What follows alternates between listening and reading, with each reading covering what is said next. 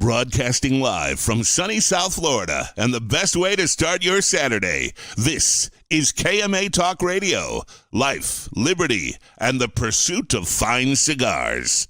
Your KMA crew, the Italian scallion Paul DeGracco, the man with the scoop, William Cooper, Alex the Goat Tavella, and always telling it like it is, honest Abe DeBatna. I like to smoke 'em like the Winston Churchill, like John Kennedy, yeah. Remember Coach Red Auerbach, pumped up for victory, yeah. Well, you can take my wife, you can take my car, but you can't take my big cigar. My cigar, yeah. Good morning. Honest Abe here. KMA Talk Radio, episode number 513, and we are broadcasting live once again from sunny South Florida, along with the trusted gang, what we call the crew, Alex, the man they call the GOAT, Tavella, the man who always keeps us up to date with all the information in the scoop, William Cooper, and the Italian scallion himself, Paul DeGracco. What's with the MTK hat? What's with the MTK hat? What's MTK? Montauk, Long Island. Oh. I've worn this a lot. I know, but it was the first time we knew. I didn't know what it stood for either. Oh, really? Coop knew. I just took it for granted. Yeah, I mean it wasn't. I just assumed. That one I did know. Yeah. Us illiterate, uneducated people. Well, you have No, I can see you guys not knowing that one. Yeah, I can see you guys not knowing that one. Paul, do you have a fan by your mic? No, that's my stupid. It's my computer. That's how much. What were you doing on that computer to get the heat up that? Yeah, right. What do you got? I'm moving the mic away. How many tabs you got open? Over there? I'm gonna delete that porn. Pop-up windows coming way up in overdrive. I'm trying to see if Pop-up's there's a way got to... your RAM running crazy. Sarge sent us a video. He did. Yesterday that he couldn't cut the beef stick. I think it's Interesting. user error. Is it? Right there, man. I want a Right beef there. stick. You got beef? What do you got?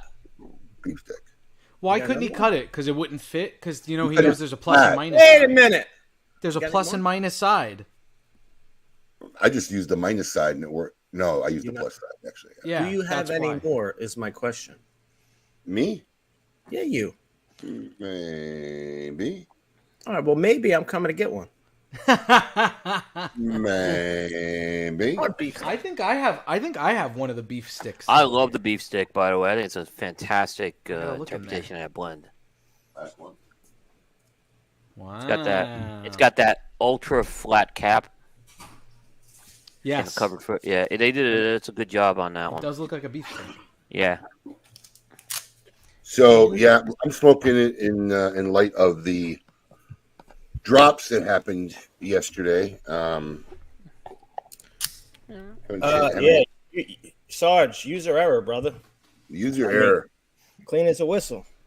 Did you use the plus side, Alex? I used the plus side. Yeah, because that's what it's for. User error. Total user error. So yeah, it dropped yesterday. 2 big Dunbarton drops. Red Meat Lovers and Krakatoa, and we can finally start getting these out to I think it people. was the day before. I've been playing with it. Originally, Steve said that the Krakatoas were going to come in July. I know because I ordered these in anticipation of them being in here. in Like July. May. We've had them since like May at We've least. sent out a few hundred of these now. Yeah. Forever. Dave's been playing with it for months. So this will go out. These will go out with the Krakatoas. What is that, a volcano? Yeah, a little squishy. Yeah, it's cool. Ooh, I like that. That is cool. And of course, with our Red Meat Lovers Club, these Those actually are came out cool. pretty nice. They did come up. They're real nice. You got to put your hand behind it, not your feet. There you go. Yeah, you get it. These came out. They're big too. They're big. They're nice big. Will they flip an Abe burger? Yeah. It'll flip it. Yeah? They're Okay. good. They're nice, man. It's And pretty it's got sturdy, a bottle opener on one end, right? Yes. Yeah. I like And every box purchase of Red Meat Lovers Club from now until the end of October will qualify people for a Red Meat Lovers branded Yeti filled with beef sticks from Jack Link's. So push Nice. it. A good job. Yeah.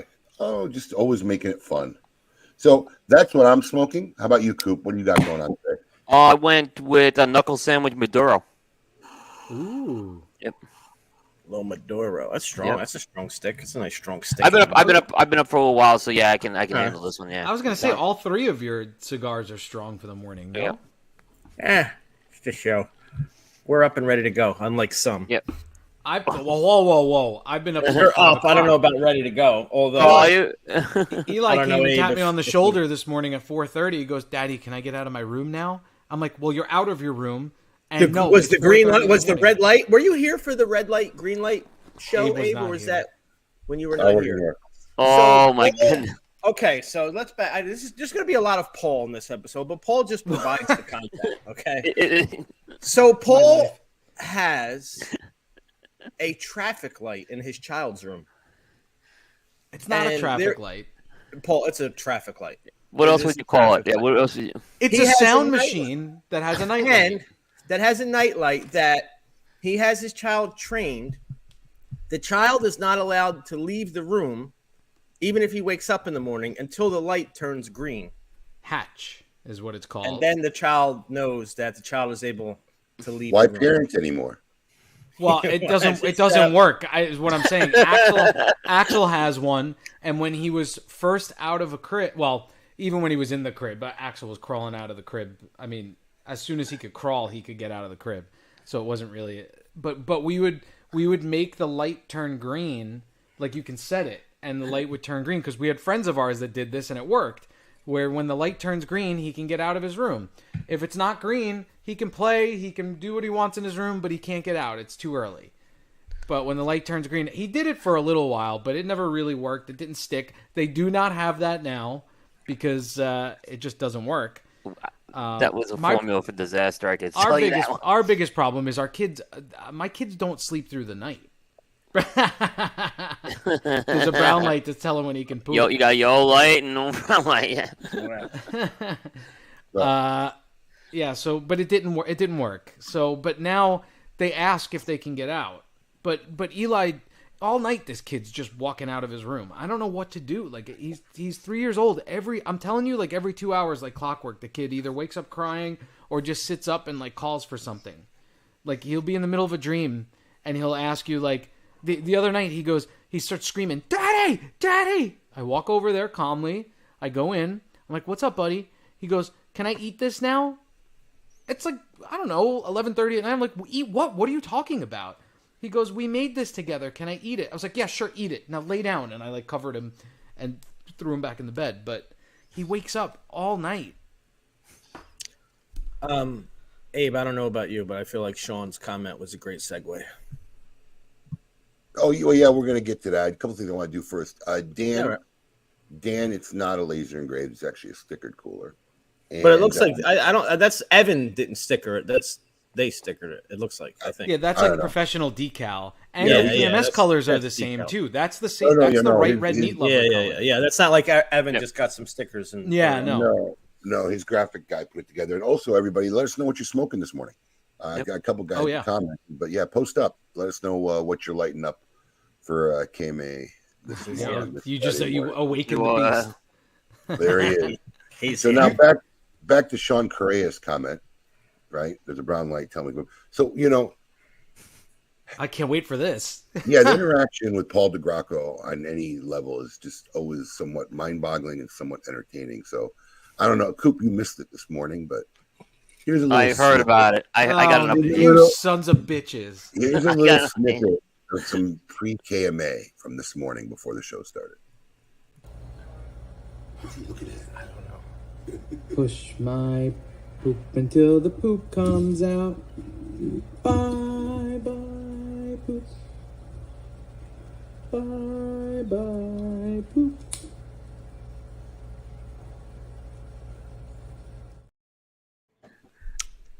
You guys don't know the poop song? It plays like every half hour in my house here. This went on for a good like 5 Yeah, minutes. It was I a caught the while. I last was bit of it. humming it. Like, I have it stuck in my head. Do you Look. not know that, like, because my concern was, he could see in the bottom screens that I'm literally holding my phone up. I honestly didn't. I didn't even look to see that. I figured, you know what? It did cross my mind. I sat down and I started humming it while I was putting stuff together, and it did cross my mind that you were on the camera and that you might be recording me, but it is what it is. Listen, my kids walk around all day. I'm telling you, random parts of the day they tell Alexa to do something, and this morning, I don't know, maybe 4 times I heard that song. Eli's like, "Alexa, play the poop song." Oh gosh, I can't imagine getting up hold late. on, My she's kids starting. have access to Alexa. Alexa, stop. Alexa's starting. Do you hear it? It's a what is that? I know what to do when I'm about to poop. I go to the potty, pull my underwear down, and then I sit and wait. Sit and wait. Sit and wait until the poop comes down. You've never heard that song? My kids are obsessed with it. I can't wait until to see how YouTube's gonna flag us for that one. Oh crap! I didn't even think. Alexa, stop. They do their friends tell them about all these things that it can do. They'll tell it to flip a coin, and then they'll like bet with each other on like, you know, what heads or tails, all that stuff. Anyway, let's talk about something else. All right, let's talk about your Magnum PI. Time out. Wait a minute. Time out. Because this right there is the problem with the new generation. Okay? You have kids asking Alexa to flip a coin rather than just flipping it. Flipping the coin. Yeah. You're right. Yeah. I don't think they know how to flip a coin. They probably don't know what heads and tails means, honestly. I don't know if I've ever done that with them. You don't teach them to play dice? Not dice. We play card games though. They do know Yeah. cards. They know the faces of the cards. They know that stuff. I thought that song would strike an emotional chord with you, Alex. I mean, on some level. Well, I mean, I don't, it's not even a push for me. It's when it's ready, it's ready. I'm gonna hide a speaker speaker underneath the sink in the bathroom next time Alex in there and just start jamming that song. Oh, because I came on a few minutes. You guys were. I messaged Alex. I said, "Hey, Paul's mic's on again." He's like, "Oh, I got this already. You missed it." He's like, Yeah. Oh yeah. Hot mic, Paul. Yeah, already got it. I've lived most of my adult life and teenage life on a hot mic doing radio stuff. So I've been caught many times with stupid you things. can see. Drink my coffee till the poop comes out. That's a guy like that. That's good, Sean. Bye, poop. For real. So yeah, Paul. It brings up a good one. So you still have the stash going, Yeah. I do, Right. but I'm letting the beard grow in. but then are you gonna shave it again for Halloween? I don't know. That's been my predicament because I really don't want to keep the mustache. There are a select few people in my life that seem to like it, but they don't. Who are you the know, select few, Paul? I don't.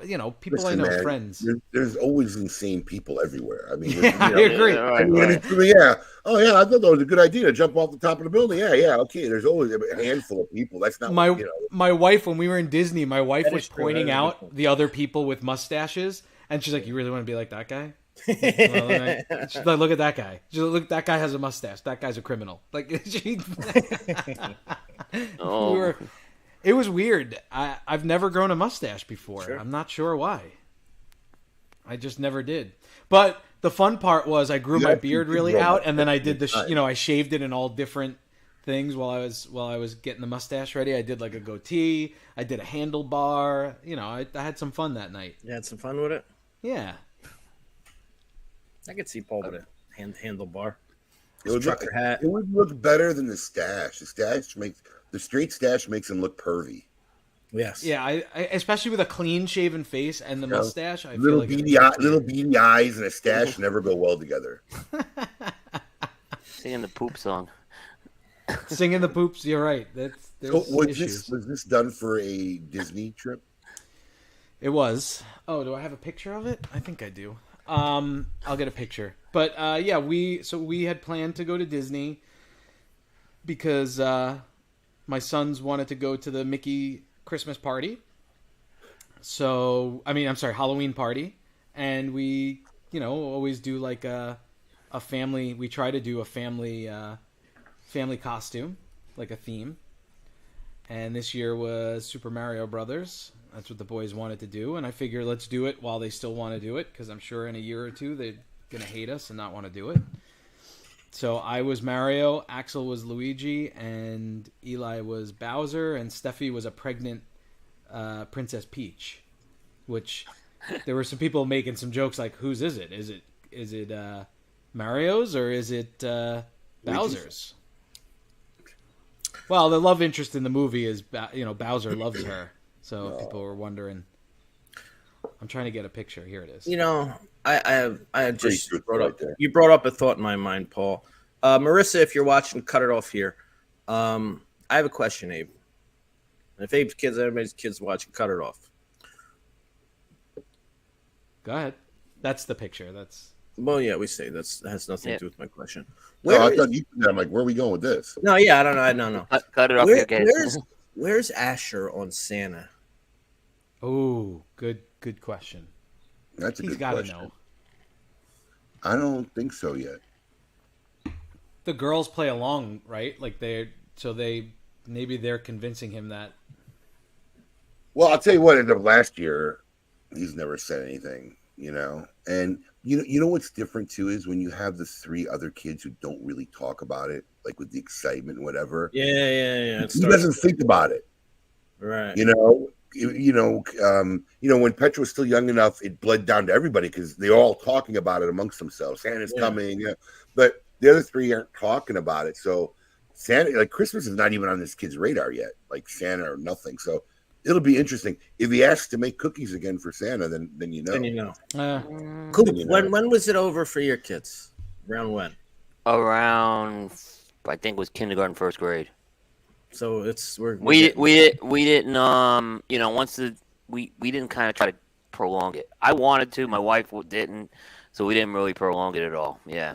I think he still believes in the Tooth Fairy, or he's keeping the facade up to keep getting money. That's what I think. That's what one of mine did. Yeah, I think that's what Carmine is doing him, with Christmas. I think Carmine's doing the same thing with Santa. I think if he leaks out that he knows, he thinks he's gonna get less presents. Yeah, he's not gonna, So I don't know. And that is true, Brian. School kids will definitely. My older brother ruined it for me. I was probably 5 years old, and my brother was like, "You know the Santa Claus secret yet?" You want to hear something funny? My middle daughter ruined it for a girl like in 5th or 6th grade. Oh my God! Wait, and that mom called my wife. My wife's like, do you expect my daughter to still have thought that your daughter believed in Santa Claus? I mean, that's kind of an unrealistic expectation at that point. Jesus. I mean, like 10 years old is old to. Yeah, believe. I mean, we figured they were gonna find out at school one way or another. That's why we didn't prolong it. Right. I blew it for my. You ruined it for Petra, right? Yeah. Best story ever, man. I blew it for Petra. Petra finally came up to me one time and said, "I know the Tooth Fairy's not real."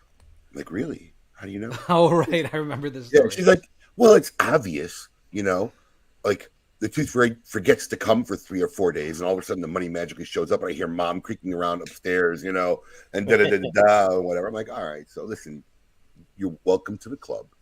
Now you're part of the club that has to keep the dream alive for your younger brothers, your younger brothers and sisters and brother. I said, so you need to make sure that you don't ruin it for them. Make sure that they still believe in the Easter Bunny and Santa Claus. And then she looks at me and goes, Santa Claus is not real? I was like, what? How could you not put 2 and 2 together? So, yeah, I ruined it for Petra. How old was she? Because Tooth Fairy, I mean, like the Tooth Fairy hasn't come to our house yet. Axel hasn't lost a tooth yet. I'd say about 8, 9-ish. Yeah, it was so it was coming. I mean, it was coming anyway. Yeah. You just happened to be the catalyst. Yeah. To spring it forward. See, I think my 5-year-old suspects it already. Like he like makes comments sometimes about it. So like, but I want him to get to like he hasn't lost a tooth yet. So like, I want the Tooth Fairy and stuff to be a part of it. But yeah, I don't know. Oh, she might have been younger. I just came across a video audition of her where she makes fun of the Tooth Fairy not being real. She did an audition for something, and she had to do this whole monologue about how she's questioning the Tooth Fairy and the tactics, and then the germs of the whole concept of Tooth Fairy touching shit under your pillow. Oh, disgusting! Yeah, when you really think about it. Young when I was looking at that video, so yeah, she might have been like 7 or 8. Yeah, that's a good stand-up routine right there. Oh, it's actually pretty funny. I'll dig it up and send it to you. I just came across it like about a week or 2 ago.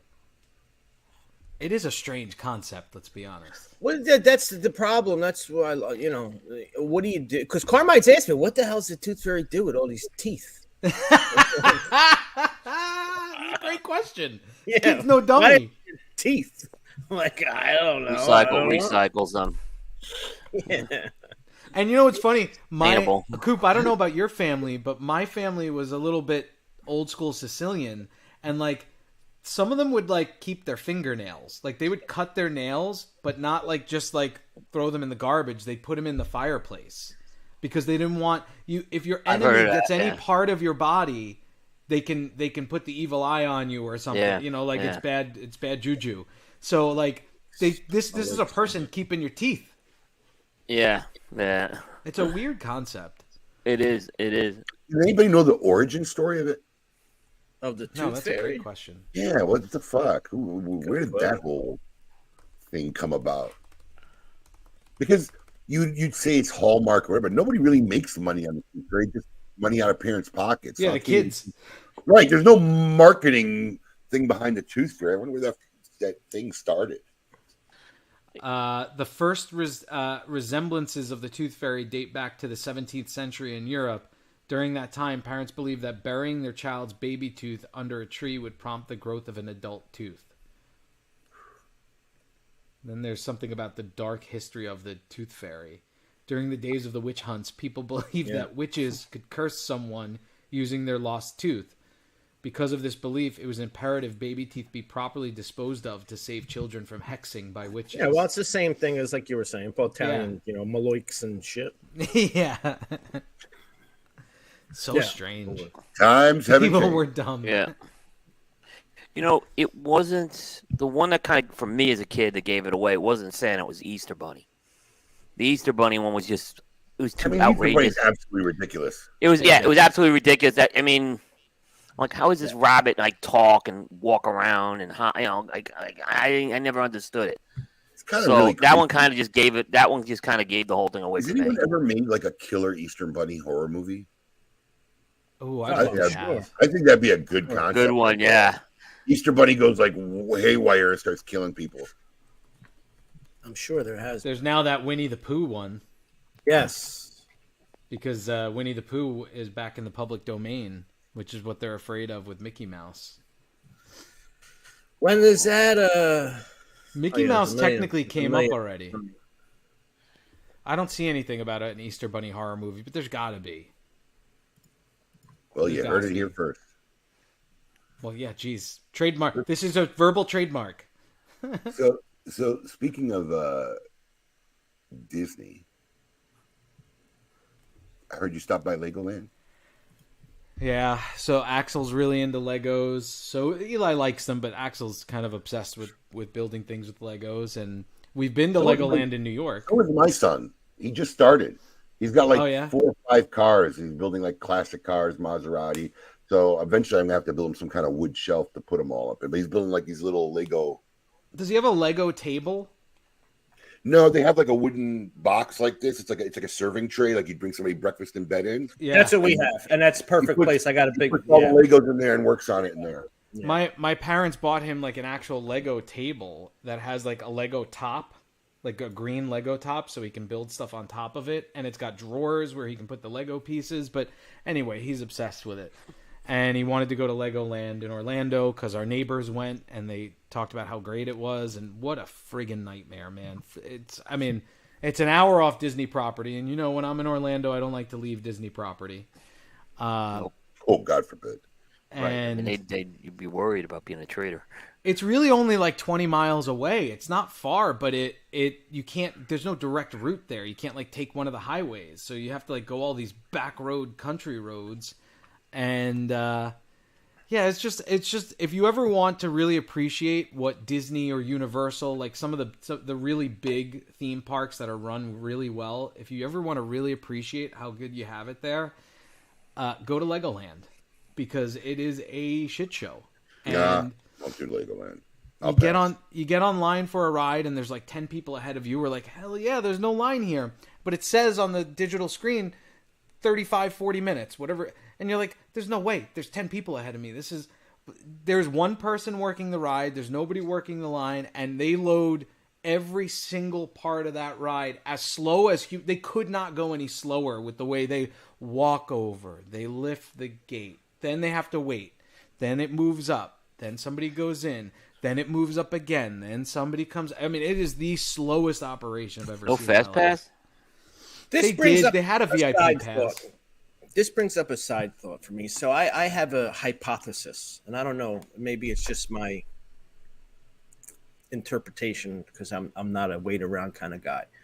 But I feel, and maybe you guys can tell me, and maybe this is a thing, maybe it's not. But I feel like at this supermarket, they put the absolute slowest person in the quick checkout lane. Is it not? I mean, it takes in the 10 and under lane, it takes me longer to get those 8 items rung up than the lady with a full cart in the aisle next to me. Am I the only one that? I can see how that's. I mean, it makes sense, I guess. I can see how that's logistically possible. Yeah. I couldn't tell you the last time I went to the supermarket. I'm actually going to be in Orlando, not next weekend, the weekend after. Oh yeah, Making the drive. Well, yeah, I'm gonna drive something up to Orlando, and so we just said, "Fuck it, we're gonna take the wife and kids and just have the weekend getaway with the kids." But I told them no theme parks. Can you at least stay at a Disney hotel to enjoy it? Like have a good hotel? No, I don't or think what? we will because I was just there not that long ago. yeah, because well, my oldest really wants to go. For all my Florida peeps, maybe give me some advice on this, but she really wants to go to Halloween Horror Nights. My oldest is a horror movie, scary movie, thriller freak. Like, how old is she, Abe? Petra's 15, going to be 16. Oh, okay, then she's old enough. Oh no, she's a mature. Petra's a mature. No, I know she's mature, but like, I wasn't sure if she was like 14 or like I don't know. It's more very adult centric. Like, listen to me. Well, I'm going to take Asher and Zara. My middle girl doesn't want to go, though Zara really does want to go. But you know, I kind of researched it, looked at. Have you ever been to Halloween Horror Nights, Paul? No, I haven't been to Universal in years, but I have a lot of friends that go. I haven't. No. Yeah, I mean, Halloween's just not my shtick. Period. Just in general, Petra loves it. She's into the horror thing. She's into the horror movies. So, Brandy, we'll go up Friday, Saturday. We'll do something during the day, and then Brandy. I guess they kick everybody out of the park at 5 p.m. So at 5 p.m. they kick everybody out of the park, and they have these stay and scream stations. So if you bought a ticket for Halloween Horror Nights, you have to get caged in for like an hour and a half, or you can't get out. Yes, until they get because they're not going to make you go back out and come back in, but they just can't have you roaming around the park. They got to set it up. So they got these little staging areas, like 5 of them throughout the park. Where if you're in the park by 5 o'clock, you got to get in one of them, and they won't let you out till 6:30 when they start admitting everybody from the front gate for Horror Night. So, Brandy and I think 1 or 2 of the girls are going to go, and then I'll do something with the young kids that day. But I told the kids absolutely no theme parks. We did the theme park. Well, if she's going to Halloween Horror Nights, you're going to a theme park. She's going to Universal Studios, but I don't think the rides are open or nothing. Yes, they are. Yes. Really? Yeah, well, we just went to one down by me, and most of the rides are closed. They barely have time to get to the 10 haunted houses from 6:30. Yeah, I don't know, Paul. I think it's. I don't think the rides are open, Paul. You just assuming you're a Disney guy. I don't take any of your knowledge on Universal. Yeah. I will look it up, but I'm pretty sure that it's limited rides are open as well as the haunted houses. But limited though, it's not open rides. They shut it down because there's 10 parks and there's strategy guides on how to get 10 haunted houses. So this year they've added a The Last of Us haunted house, which I think is pretty badass because I love the series. And then there's a Stranger Things, which my daughter is a super fan of. So they got to plan out because it's very hard to even get to the 10 haunted houses in that time period. So I don't think people going to Fright Nights are going on rides. They do. Yeah. Everybody's agreeing on here. No, I just went last week to one of my parks. It's a Paramount Park down here, and they had very few rides open. Yeah, if any. This is Universal. Hey Sarge, I don't know if you cut the beginning. They're all the same though, Paul. They all operate the same way. I don't know if you cut the beginning of the show, but it was user error. Totally cut. Yeah, user. They're not going to staff. They're not going to staff the park, Paul, for these Fright Night things because they don't. How much is the Fright Night ticket, Abe? Fright Night ticket. Last I looked, I just looked a couple days ago. It was like $80-some. Oh, that's cheap compared to the Disney one. But but there's going to be no fast passing. So Universal has 5 rides open. Okay, so they have the big roller coasters. Probably. It's usually Transformers, Revenge of the Mummy, Hollywood, Rip Ride, Rocket, The Wizarding World of Harry Potter, Men in Black Attack. There you go. All right, so there are rides, just not a lot. 5. We're going Pay for the rides. fast pass. Oh, of course. Absolutely. You have to. Why would I ain't worried about her seeing half the house. It's not my problem. It's gonna be a $400 night for one Yeah. kid. Yeah. Well, I'm gonna look and see if we stay at the Hard Rock if you get a deal on the Fast Pass, but because Disney's Fast Pass was really reasonable, super reasonable if you stayed on the property. But like when we went to Universal while we were there, it was like a couple $100 a person. Yeah, but on the Universals, you can go on any ride on the Fast Pass line, right? There's no limit. You don't have to do it on the app like you do at Disney. No, in Universal it's way worse. Really? They give you a little card you got to carry around with you. Mm-hmm. Well, no, we did the other thing. That's why they gave us the card. Oh, the VIP tour. Well, what you told me about? Oh, they gave you a card for that? Yes, they give you a card that you got to carry to ride the ride, and then you get there and a guy initials it and tells you what time you got to come back. Oh my God, that's Yes. so old school. Oh, that's Yes, awesome. you can't just do Hacks. it like on the app like at Disney. Disney hacks. Oh. So you really got to go there in person first. Oh, that sucks. Oh yeah. Oh, Disney's way better. No, Disney's system is way more manageable. Yeah. Yeah. You can get with Disney's system. You can get on in a regular day. You can get on 6 to 10 rides, depending. Like the big rides. I don't mean like like the teacups or something that doesn't have much of a weight. But that's annoying. That would actually piss me off. Yeah. But anyway, I don't remember how we got onto this. Oh, Legoland, how much it sucks. Legoland line. Yeah, so Lego. It's funny because I was debating Legoland. I thought Carmine might be too old. Carmine anyway. might be too old. There's like now you're saying two it's- there were like maybe 2 or 3 rides. It's huge. I'll say we went to the one in New York and it's triple the size of the one in New York, but all the same rides and then some. But it's the same thing as I guess there's little parks around the country. It's crazy based on what you were saying because I was mapping it out and it ain't like even hotel stay and all that. A package, it ain't much cheaper than Universal. No, What? no, we What? Yeah, Legoland is not much cheaper. well. than So hold Universal. on, I'm gonna give you a hack if you're gonna go, Alex. My wife will where? tell. I'll tell my Go wife where? if you're gonna go to Legoland. I'm not My going. wife. Oh, We're well, not my going. wife has a That's hack. Yeah. There's a certain type of Lego set that you buy that's like the cheapo little ones that come in like a plastic baggie, and on the back of it there's a coupon for kids getting in free. So for every adult pass you buy, you get 1 free kid admission. They want to push you to do all the parks because there's Peppa Pig Land, there's Peppa a water Pig and park. the others. Yeah, But you can do, if you ask them, you have to wait online for the ticket counter, which, by the way, there were 17 windows. 3 of them were open on a Saturday. I wanted to kill myself. But you couldn't do this on the app. If you go up there and you say you just want 1 park admission, they'll still honor that deal. So I think we spent $180 for Steffi and I for our regular price tickets, but the kids were free. And they're usually like the same price. It's still expensive. Theme parks are insane, man. Yeah, that's when what we I have a love. third It kid, ain't I don't much, think we're going to do the annual passes anymore. It ain't much You cheaper will. than No, you Universal. will. You will. I gotta tell you something. I know I've said it before, but when I smoke a beef stick, I swear this is my favorite size. You've But then said, you have said that. When I That's smoke size of the octopus, smoke in I general. swear that's my favorite size. I like the box press. I have but see, I say the same thing. The box press is my favorite one, and then I'll light up a beef stick. I'm like, fuck, I love this size. So I don't know. I go back and forth. What do they call the box press now? Ribeye. Ribeye. Well, there's 2. There's the Robusto box. Well, they're all the other one, but yeah, the original 6x. The original box press Ribeye is the one I like.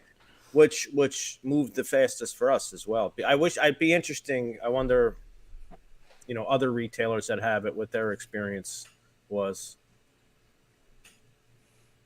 Ribeye for life. Porterhouse and Yeah, Porterhouse. I'm interested in. What's really funny is a lot of these people are commenting, but they haven't tried the sizes yet. Right. It's interesting seeing after they arrive what's their favorite size. Because that filet mignon Robusto has never been out. I think we gave a pack away, and Evan gave some out during RML events. And the Porterhouse, same thing. We had a pack that we gave away in a raffle, but other than that, that 6x60 box press has never existed. Hey, Abe. Cool, So I'm going to assume you're heading for that Porterhouse, huh? What was that? Great. You talking to me? No, it wasn't me. That wasn't me. What was it? Wait, what was your question? I'm going to assume that Porterhouse is what you're heading for with the RML. I'm looking forward to it, yes, but I really do like the beef stick. Interesting. Two different I sides. did really like the beef stick, but I'm definitely looking forward to the porterhouse. Wow, right there you go. You can make a mixed fill, short filler version. Cube steak. Cube steak. Cube steak. Speaking of which, Chop. everybody been following Tom Parker's ride across America? I don't know what he's I have using, not. but it's I have not, it is no. super So cool. Whatever That app app he's is using, so it's cool. super cool. That app is pretty badass. Is it the If anybody's- Garmin app? I don't know, but I'm going to sign into Facebook and grab it real quick, and I'll show it. It's super cool. Yes, Because my boss does this too. He does a couple Yeah, times a you year. told does us all this about type it. of thing, and he uses the Garmin app, and you can see where he is in real time. If I send you a video, you want to upload it to play his last ride in hour 2? I got it. I'll just I'll Screen share share? Facebook when I Yeah, get it. it's pretty wild. The app man. it is, man. When is he going to be here? October 25-ish. Okay, so October 14th, because that's 2 weeks from now. You're going to be up in Orlando. That's the weekend you're talking about, that you're going to Orlando. It's going to be the end of October. I know. I'm just making sure because I have Oh, to you be were out. checking my schedule to see if I knew October how to 14th map my is own my calendar? anniversary. When? October 14th is my anniversary, so I want to go see Tom when he shows up. Oh, okay. But I may be MIA on the 14th.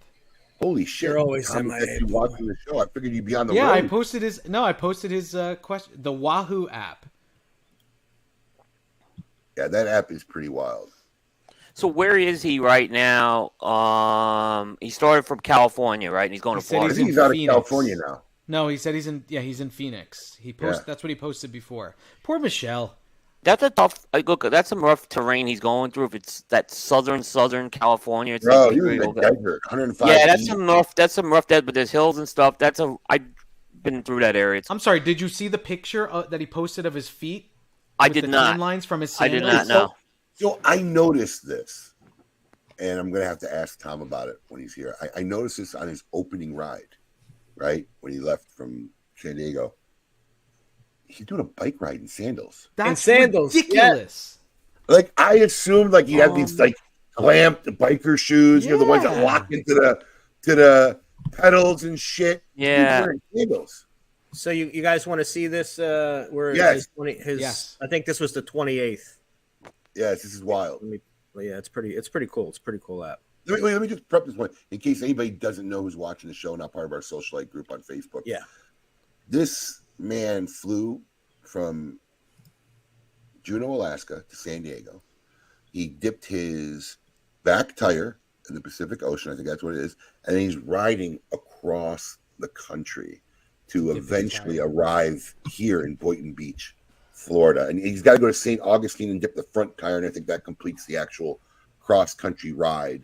And then he's going to ride from St. Augustine down here, which is a 4-hour drive alone.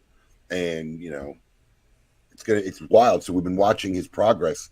He has his app, and every day he's posting his progress as he travels across the country. It's badass. So why don't you go ahead and play his last leg? Look at this. Pretty cool. Let me kill that banner real quick.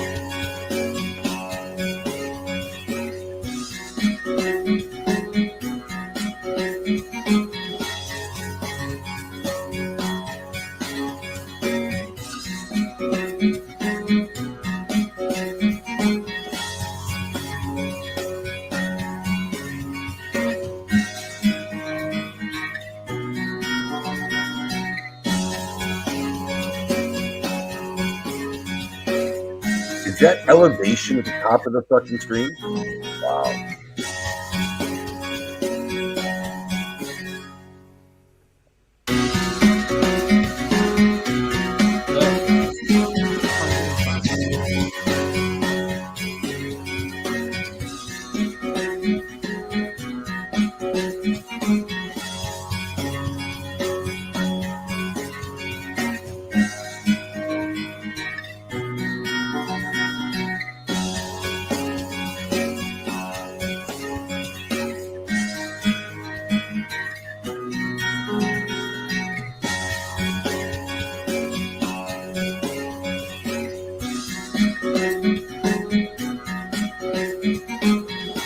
Wow.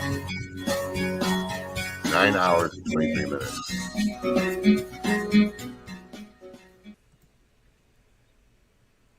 Strange how he happens to find all those smoke in stickers along the way, Michelle said. You know, one thing I have to assume that just because he's on a route, he's on the road. Tom is probably staying in like the seediest of seedy. Yeah, Motel 6 isn't. You have to. That's the only place you can stay. Like, yeah, you know, seedy, you know, Alfred Hitchcock type motel. I think he said he was going to camp some of the times too, because there's somewhere there's like a You don't 200 mile. You don't want to camp in Imperial Valley. That's like some real desert. I wouldn't want to do that. So a couple points of data. Thanks to all the socialites. I can't remember what the final number is. It might have been like close to $700, but we raised a lot of money to help them along the way. We sold the Alaskan Outpost T-shirts, and I got a number. So Tom's doing a thing where for every 500 miles he's donating, I think, a Guards for Gunner pack for the military. So we're gonna have all these displayed. So we had some of his Alaskan Outpost fueled by cigars that were made for this by Eric Espinosa. We had some allocated strictly for Guards for Gunners, and we said we would match a 5-pack. There were 88 5-packs sold. So it's like 450 sticks, of which will match 456. Wow, that's awesome for Guards. And so that's almost 1,000 cigars right there for the military. And there have been people who are making regular donations since that left and been using the hashtag or in the comments fueled by cigars. So I think when he arrives, one of the things we're going to have them all displayed to see how many sticks we were actually raised by this ride for Guards for Gunners. So can people still donate to it, Abe? Yeah, if they buy a pack of Guards for Gunners and put in the comments fueled by cigars, we're just going to annotate it so we're collecting it so we can actually see how many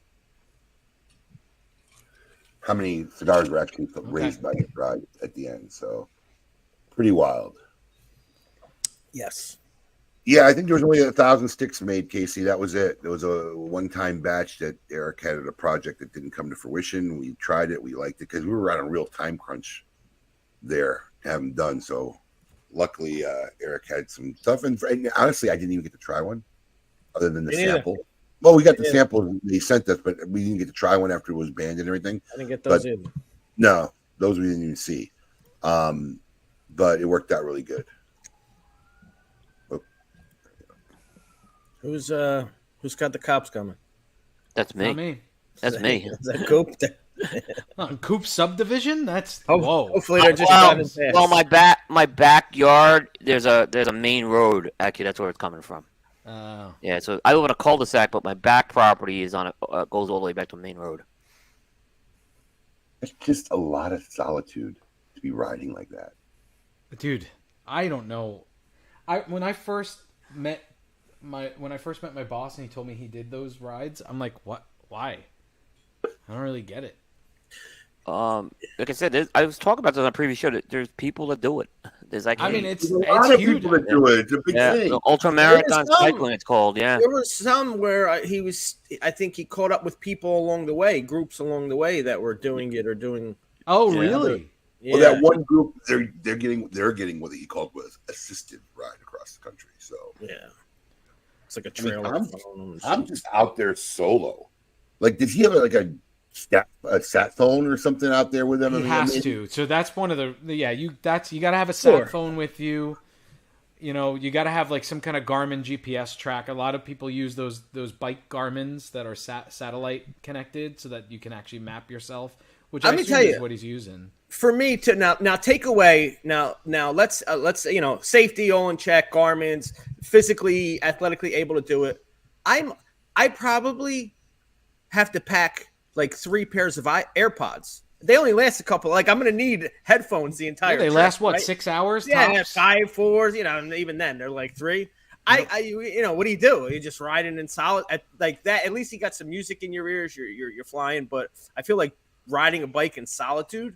They make really small battery packs. You could just put it in your bag. You could charge the AirPod. Well, he probably has a battery pack. A lot of guys put like a car battery. Take him out. Then you're really in like. Yeah. A lot of guys put a car battery on it. They put all these lights on it so that they stand out, and they also can plug stuff in it. So that's another what? So many questions from when he arrives. Like I could totally see myself like being mentally hyped at the ride in the beginning. Then I had some friends show up, and then I could see myself like 3 hours into this one. What am I doing? What the fuck? Yeah, what the fuck am I doing? Oh my gosh! It's literally just that mind-boggling just to think about. I do that every time I get a tattoo. I'm like, yeah, I'm all hyped to go. Yeah, once like 10 minutes in, I'm like, why the fuck? My stuff. You keep going back. Does he have like a support car or something following him? No, he's just him. Because most of these guys, like, they do have that. Wow. Yeah. No, the hardcore guys don't. They don't do anything. Yeah, and it's probably 60 to 100 miles a day, if not more. Which again, you're carrying. Yeah, dude, that video he did 62 or 63 miles and rode for 9 hours. Yeah. Well, he didn't ride for 9 hours. I think it's 9 hours. Yeah, he stops. Yeah, he stops. Still 9 hours of shit. I mean, listen, for you to get 9 hours of riding in, you're not stopping for 3 hours. You're stopping, you're taking a rest break. I mean, I've seen some of the guys when they do it, they have like a car follow them. That's amazing, yeah. I'd like to know what he's eating every day and how much food. He probably gets like. He ain't stopping at Whataburger, I can tell you that. No, but you know what's the most consistent thing, I think? And again, I know this because my boss, one of the most consistent places to eat at when you do this across country is Subway. Because there's Subways everywhere. And with that kind of exhaustion, your meals got to be carb loads. Yeah, you got to bulk up. That's what I'm saying. I mean, you got a carb load. What he's eating a day, right? You're not just picking on. You got to load up on carbs that you're going to burn throughout that ride. Yeah, and I'm sure he's got a bunch of bars with him. I think he's a bar guy. He has those vegan bars and stuff. So he probably. Packs his backpack, and he's not. Is he doing a trailer? I don't think he was doing a trailer. A lot of guys do a trailer behind. No, he's got saddlebags. Saddlebags. Yeah, so he's probably got that packed with snacks and stuff that he can eat during the day. Oh no way! He's just putting it up. Oh God, we go. He's biking and watching us right now. Wow. Oh my God! Good for you, man. God bless Tom. How the hell is he typing? He might be taking a pit break. But, listen, Tom's the kind of guy that's made for this stuff. Let's keep in mind that, when everybody is heading out from a natural disaster, Tom and his crew are coming in. Are going in. Florida for the hurricane. He had to fly out to Maui, during the fires, after the fire. So, yeah. If there's anybody that knows his way around, Yeah, that's true. If there's somebody that can survive it, it's him. That's cool, man. I can't wait to talk to him about it. I can't wait to see him. Yeah, we gotta get him on KMA that Saturday if he's in town. That would be great. I mean, I plan to head down there to see him, and I think we may try to get a babysitter and Steffi wants to see him too, because I think Michelle's coming too, right? She's gonna fly down. Yes. He wakes up when I'm going to bed. Not even going to bed. I mean, he wakes up at 3. You're talking 2, 1, 12. It's 10 o'clock. Yeah, it's funny that you say that. My wife was giving me a hard time the other day because I used to work out a lot before kids, and now I don't at all. I swear, I used to run 4 days a week. I was like, when do I have time? She's like, she's mentioning dads in the neighborhood. She's like, he goes to the gym at 4 a.m. every day. I'm like, I'm not waking up at 4 a.m. to go work out. I used to run 4 or 5 times a week, man. I lifted a little bit, but mostly like push-ups. And my stuff. God! I didn't do. God, I gotta find pictures of me in shape. When I was going to whatever it was, 45, I begged this guy multiple times to come. I don't want to box. I have no interest in boxing. There was no I'm boxing. sorry. Yes, it was kickboxing. It was kickboxing. No, it ain't.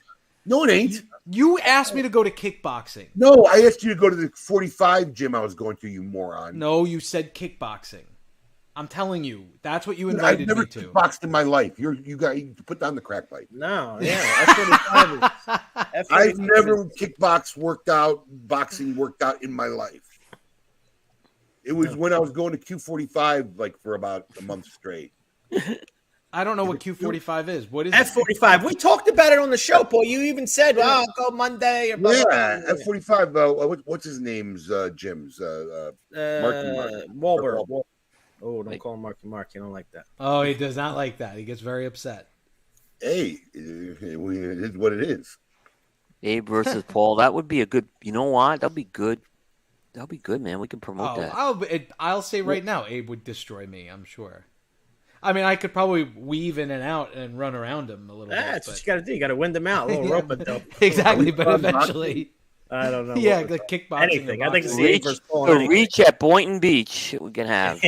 Remember, I was going to the 6 a.m. classes. I was trying to talk to you and go into one. You wouldn't do it. I thought it for some reason. I thought it was kickboxing. I honestly do. I don't want to do. I have too many friends that kickbox and they're in shape and they throw up. Dude, you're nuts. This was we talked about it. It was what do you call it? Training. Interval training. And it's like there's big screens and you go to stations 45 seconds and then you go and it's like a 45-minute workout and you're out. And we talked about this in the show. With Michelle Pazzi. Dude, who's clicking? Yeah, I was clicking the same one. No, it's you and me, I think. You do it. Go ahead, Alex. I wasn't doing it. I'll do it. Jesus. Oh my God. I got it. Who's Paul, on I first? could destroy you. Michelle, I believe that. I believe that. But then again, she'll destroy most men, so it's not really a derogatory statement. The times that I've been in the best shape were when I was partnered with somebody that was like an asshole to me when we were working out, like, which probably would be why it would work with you, honestly, Abe. But like, when somebody motivates me by like, kicking my ass and screaming at me. But it's finding time these days. It's very funny.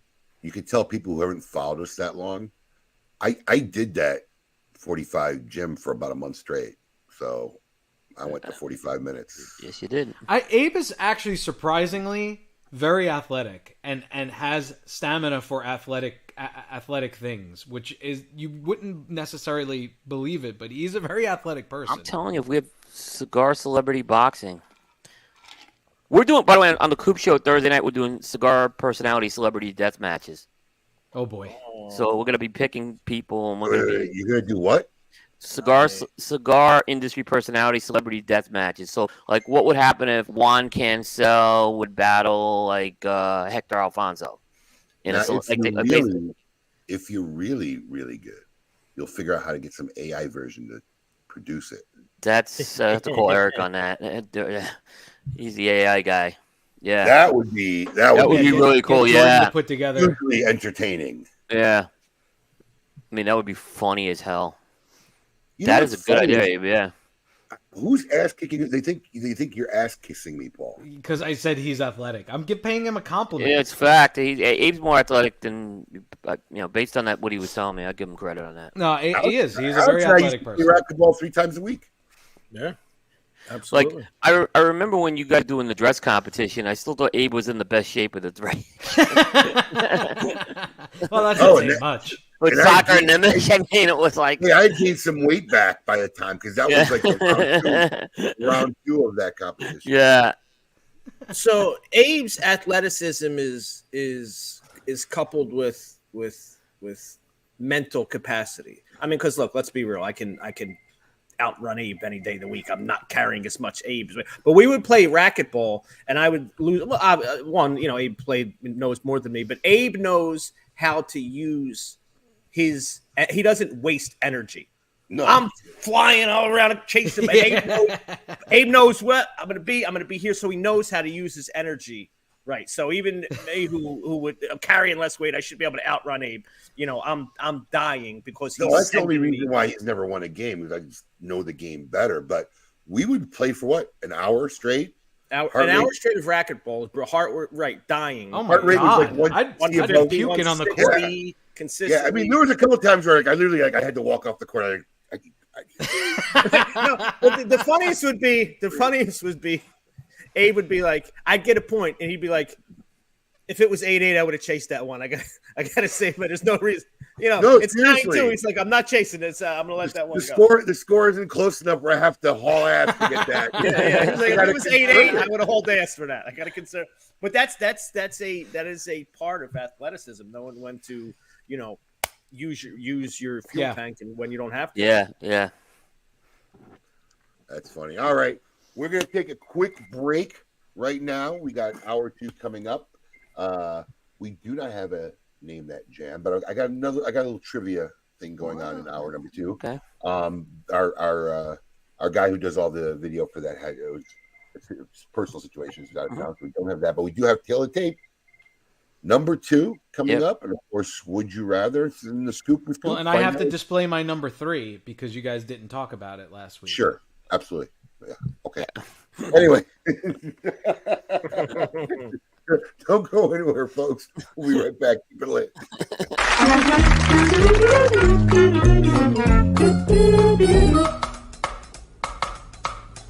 Phenomenal. Phenomenal. Phenomenal. Phenomenal.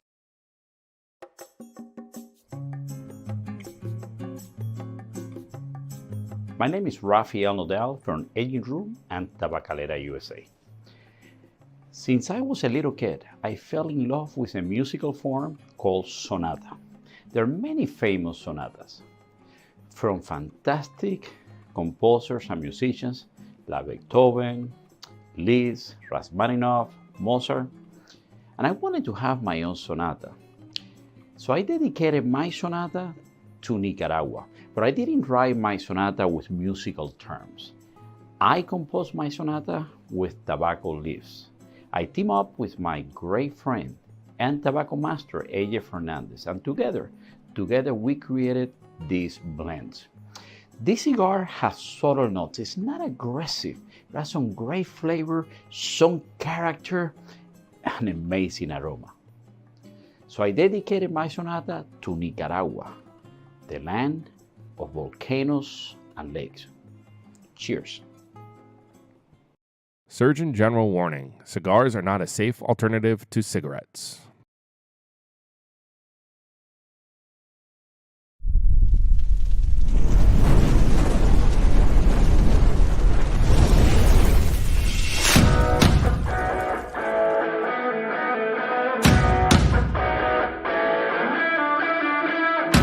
Honesty and Agree with the Goat to tell you about Smokin's Cigar of the Month Club. Alex, tell our fans out there why our club is the best darn club out there. Absolutely. I'll tell you why. Because every month I personally handpick 5 premium cigars. No filler, no fluff, no fugazis. These are all premium handmade name brands that you can find in any brick and mortar store in your area. All delivered to your door for $34.95. And our average monthly retail value since the inception of our club has been almost $57. Another great feature of our Cigar of the Month Club, Alex, tell them about the ease of our Cigar of the Month Club. I'll tell you, I hate subscription services. It's always a pain to cancel them, turning them on. We've made it super simple. All you gotta do is log into your account. There's a little green button there. If it's green, you're active. You want to take a break, you're going out of town, simply hit the button and you'll deactivate your membership. Want to turn it back on? The exact same easy process. You can turn it right back on. We've made it that easy for you. Another great feature is our Double Down Club. Alex, tell them about the Double Down Club. We had so many of our members reach out to us who really enjoyed our selections every month that they wanted to know there was a way they can get 2. And we've made that very simple. With a simple check mark, you can get double this great selections every month and save $10. Does our club have perks? Of course it have perks. You want to tell them about the perks? As a member of our club, every month there's a special discount code where if you like any of the selections, we will offer them to you. So you want to come and get some more, you can get them at a special discounted rate for our Cigar of the Month Club members. And finally, expedited shipping. Tell them how fast we get the stuff out, Alex. We get the stuff out on the 28th of every month. Our membership bills on the 28th, and we get every member's package out on the 28th if it's a shipping day. 5 great reasons on what makes Smoking Cigar of the Month Club the best club out there. Check it out. Peace. Hey, I really appreciate you doing the video with me. Thanks. Oh, yeah, you're welcome. I mean, you didn't let me get a word in, but whatever. That was great. It's perfect.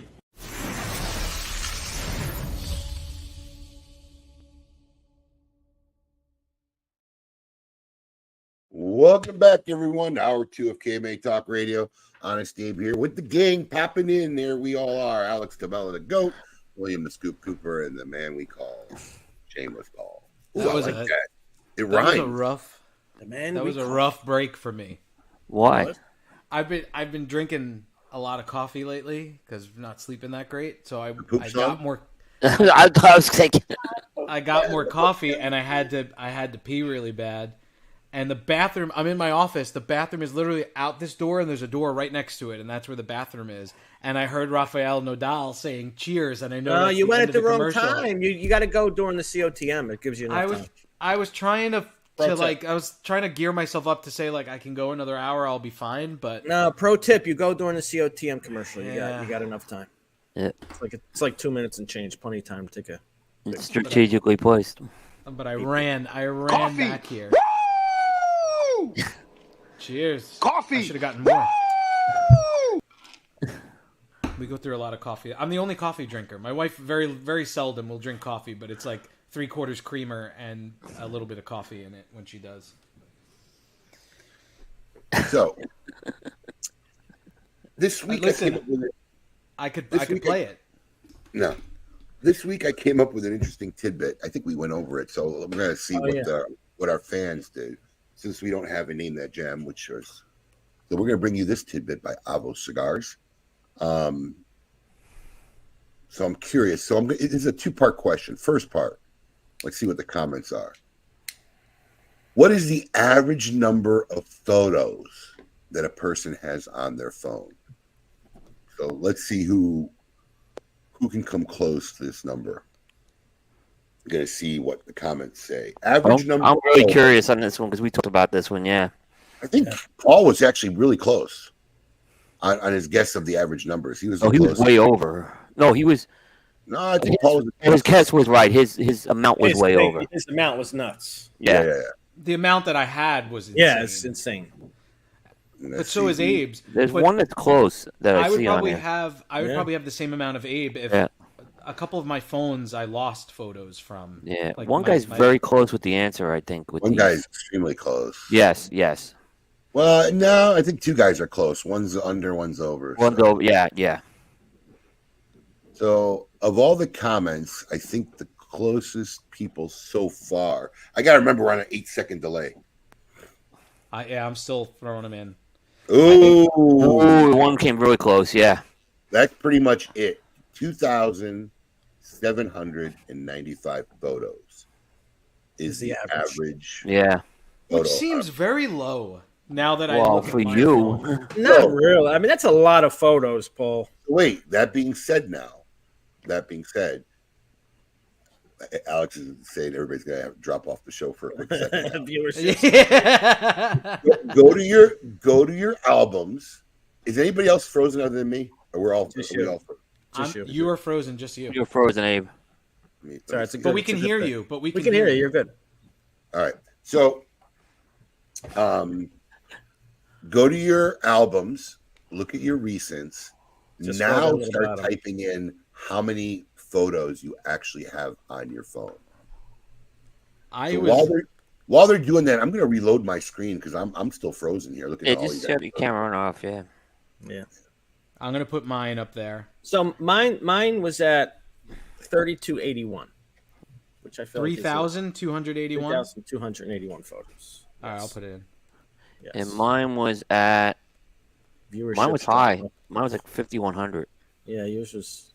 Randy Bush. I have a ton of 17. cigar pictures on mine now. Wait, I'm sorry. What was yours, Coop? 9,500? 5,100. 5,100. Wow, how do I have so AC many? 9826, 5,058, Coupe 5,100, Reamer 5,600. So Abe may have everybody beat. What do you mean? Yours was astronomical. Yours was crazy. Abe's was more than mine, though. No, it wasn't. No. How much was yours, Paul? 23,482. And No, Abe wasn't close to that. No, it wasn't. It's Sarge. Oh my God, man. Sarge takes a lot of photos. He does reviews. He does. That's what I'm saying. He's got a lot for the review. 40,000. Yeah. No, Abe had like 4,000. 3722 for Alan Rubin. Alan Rubin, that's a lot. A lot of pub subs. That's a lot of pub subs, Alan. I was gonna say 3,700 are selfies with pub subs. Airplane pictures and pub subs. A lot of pub sub pics. 8185 is a big number. I mean, Alex, don't you like all my photos transfer from all my old phones except for two phones didn't transfer. I get neurotic. I clean up a lot. I'll go in because I'll take a lot of photos, screenshots, and this. Yeah, and me too. Stuff that I gotta send. I'll go back and I'll clean that stuff up. Because what'll happen is eventually I'll be looking for something that is way deeper than it should be, and I'll wind up. What was your number, Abe? You were way off. Who was way off? You. What do you mean? His was like 40-something thousand. We can't see it. Hold on. I can't see it, Abe. God damn it. Just tell us. It is 43,900. Wow, it is higher than Paul. Okay. I thought it was 4,000 when you said. Me too. That's what I thought. Yeah. 43,967. Yeah, you got to clean that up. Man. I clean it up too, but I think Abe is the same as. How do you clean it up when you're at 43,000? Well, you can find duplicates. Now, okay, so here's a cooler factoid. Ready? Got to go to your albums again. Okay. Go to your albums.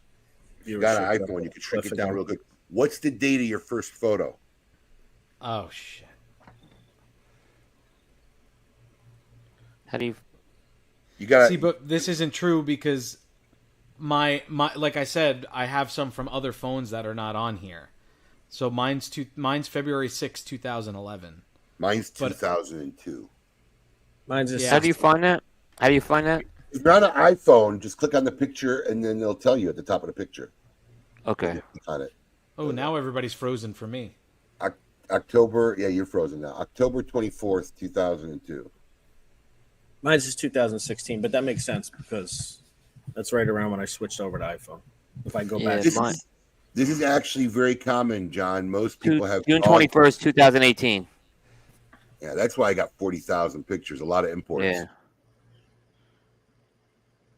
I think I got everybody beat on time too. Damn, Kent! I thought yours would be like 1970 something. Chad on my birthday, first photo. I dig it. Yeah, so nobody has earlier than 2002. No. 2002. Now you want to hear something funny? What year did the iPhone first come out? 2006. So how do I have a 2002 photo? There's a lot of things that can manipulate the date on that, maybe. No, it was import. Because that's actually a data photo. It's when we had our grand opening of West Palm Beach. What did you import it from? Another phone, or I don't remember how I did it. It was 20 years ago. Well, yeah, that's it. Yeah, so it'll tag. You know, every photo has a tag. Oh, you know what it imported from that kept the dates? iPhoto. What do you mean iPhoto? There used to be back in the day. Like what do they call it now on Macs? It's called something else. Photos. It's just called Photo. Before it was called iPhoto. So it was a completely different software that you uploaded pictures on your laptop. So my laptop dated, and then when they went to Photos, you had to import your iPhoto library into Photos when Photos was actually developed. Were you you were using a Mac that long? I was using a Mac since 1996, 95. You always been a Mac guy. Yeah. I was very late to the iPhone game. Me too. My first two iPhones didn't import. I had the second iPhone, the 3G. So iPhones kept. The laptops would date the the photos that you uploaded. Right. So then it takes them. Right. So then when I imported it to my, because I was just saying to myself, how do I have pictures from 2002? So you kept. See, but you probably always had the bigger iPhones. I had the lower No. ones, so I used to take the photos off. 2002, but Macs used to have a software called iPhoto. So even on your digital cameras, like your 35 millimeter digital, you'd upload them to iPhoto. And then when iPhones came out, iPhoto was on iPhones, and then they eventually changed it to Photos, and everything went to Photos. Yeah, Jay Davis. Yeah, I actually was a BlackBerry holdout, but that was a corporate thing while we were on it. I was too, Coop. I had a BlackBerry Pearl, and I loved it. I was very I had a BlackBerry. I like the BlackBerry. I was a Samsung guy for a long time. It's funny when you watch these old shows, like Designated Survivor and Homeland, and they're all on these BlackBerries. Yeah, everybody's on these BlackBerries. We, my father's company. Talk about one of those companies that just couldn't adapt. Yeah, there was a movie. Did anybody watch the movie about it? It was wild. There was a movie. I didn't see it. Oh, it was good. I watched it. It was good. At my father's job, worked at a Fortune 500 company, and they didn't have iPhones until he retired 4 years ago. They didn't have iPhones until like 6 or 7 years ago. It's a company that Warren Buffett owns, and I don't know, something with Warren Buffett and Apple. They hated them, so nobody was allowed to use it. My brother hated it, but my dad was always a Samsung user, so he didn't care. I had a Palm phone before the iPhone. Oh, you had the Palm with the stylus? I couldn't do it. I had the Palm phone. When I moved to Florida, I had your basic AT&T basic flip model phone, like the Razor or something. It wasn't even a flip phone. It was just like the black little model. Oh wow! Then we all went to Nextel. Remember Nextel? Yeah. Yeah. That's good for you though. For business, that's great. Yeah, I had 3 employees back then. So then we went to Nextel, and I had the Nextel until the Palm, and then from the Palm, I eventually went to the iPhone. Of course, yeah. Kevin. Oh, I'm sorry. I thought that was Kevin Shahan that said he had the Palm Pilot, but I can see him being a Palm Pilot guy. Dude, could you imagine Nextel now at your place with the amount of employees you have? That thing would be ringing off the hook. It is, your phone doesn't shut up. You can't have a meeting with Abe. I never had a BlackBerry. No, never. Blackberries were great. Ball. It all went downhill though when they came out with that one with the touch screen. The touch instead of the actual ball. Yeah, it just didn't work. You got to watch the movie. You got to watch the movie. Yeah, I'll go check that out. A lot of that stuff gets explained. Pretty wild. Yeah, that's what I had. I had a Trio. Hey, did you have the original cell phones? Like, did you have the suitcase cell phone? So my first cell phone was the bag one that plugged into your car lighter. Yeah. My dad had that too. Then we had the bricks that came out after that. The big gray one with the antenna on it? Yes. And then I can't remember anything between the brick, but I'm sure I had a phone between the brick and now I'm really going to test people's age. See who knows this. Does anybody remember the first flip phone? That was StarTAC Motorola, wasn't it? StarTAC Motorola. My dad. That was like 97. The black StarTAC. Yeah. Black gray first. I had a black gray one. First. Okay, my dad had a gray black one. StarTAC. Everybody thought it was so cool. It looked like a fucking like a Starship Enterprise. Beam me up, Scotty. It was so cool. Yeah, that was a cool phone. That's why the Razor did so well. I think I had a Razor too. I thought that was the best phone, man. I loved that phone, and they were durable. Then I went from StarTAC to a basic AT&T phone, and then like a Nokia or something. Yeah, exactly. It was those little black phones that looked like kind of looked like a bulky thing, Yeah. And then the Nextel, then the Trio, and then the iPhone. Think about the evolution too of the quality of the calls. When you had that bag phone, I remember my dad would call us from, because he would travel a lot, so he'd call us from like LaGuardia and be like, "Hey, I'm on my way back now from the airport. Get ready, guys." And it'd be like this, like you're, "Dad, is that you?" He's like, "I'm on my way." Yeah. If you looked at how it all worked too, right? The goal in the beginning was to get these phones smaller and smaller and smaller and smaller and smaller. And then, 8 now they're getting bigger and bigger. So let's make them phones bigger and bigger and bigger. But now it's going back. There's multiple companies have Samsung has a flip phone. Motorola has a flip phone now. Yep. Touchscreen flip phones. It just goes in waves and it just drive me nuts. Have you ever used one in your hand? The touchscreen flip. It's this, but then it folds. And you see the bend in the screen, even though it's pretty good. You can see it, and it drives me nuts. But that's the problem with iPhones now. Every iteration, this is a 14 Pro. Every iteration gets bigger and bigger, and I don't want the max ones. I don't want the big ones. Right. Wow, that's a good. Where did you get those facts, Abe? Radio. No, that's pretty good. Radio. That's pretty good. I like that. Radio. Sometimes, rarely. Either if I'm not in the middle of a book, or I'm not in a phone call. Sometimes, you know what usually happens is somebody borrows my car and turns it on, and then I start the car, it's on, and I get caught it. But in the morning, I'll catch WRMF, the morning show. Those guys are pretty entertaining sometimes, but I don't do a lot of radio. Yeah, I don't. I listen to Sirius because I listen to Stern in the mornings, but that's it. I really believe this show is morning radio for the cigar industry. It's like that morning. 100%, It's that I agree. morning drive radio. It's got a vibe of it. Yeah. That's why we all like it so much, though, because I think we're all talk radio guys. There's no other show that has the morning drive vibe. I'll say, yeah. Speaking of shows, oh boy, yes, I'm a little. You're a little. Oh yeah, you talked about this a little bit yesterday. You know, I'm usually really good at picking good series. You know, just vibe, feel, watching a trailer, hearing other people talk about them. But I got bamboozled. I got bamboozled with Designated Survivor. Could possibly go down as one of the worst shows of all time. Okay. The Not theory good. of the show is great. It just became fucking awful and so retardedly bullshit, right? I mean, I'm all right with bullshit, but not when it's just so off the mark. So my wife has raved about this show forever. And it's really funny because now I'm complaining to her, but it's been so long that she's seen it, so she can't even relate to my complaints. Oh, she doesn't remember what? Yeah. Yeah. So I got into Homeland. I think I talked about it last week. Oh my God, is this an awful show? How did this get so critically? Oh yeah, so many people love it. I think Abe, I was thinking about this yesterday. The acting was good on it. That's the one thing I'll say.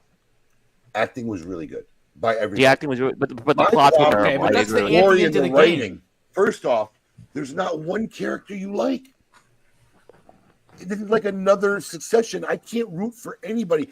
I'm waiting for the main character to get killed accidentally in some side plot. I don't have to deal with her because, 4 seasons in and she's still like working around her psychosis. There's no one who's that crazy, who's that insubordinate, who's that just a pain in the ass that could still be involved in meeting a president of the United States on a regular basis. I mean, it's just absurd. It's just absurd.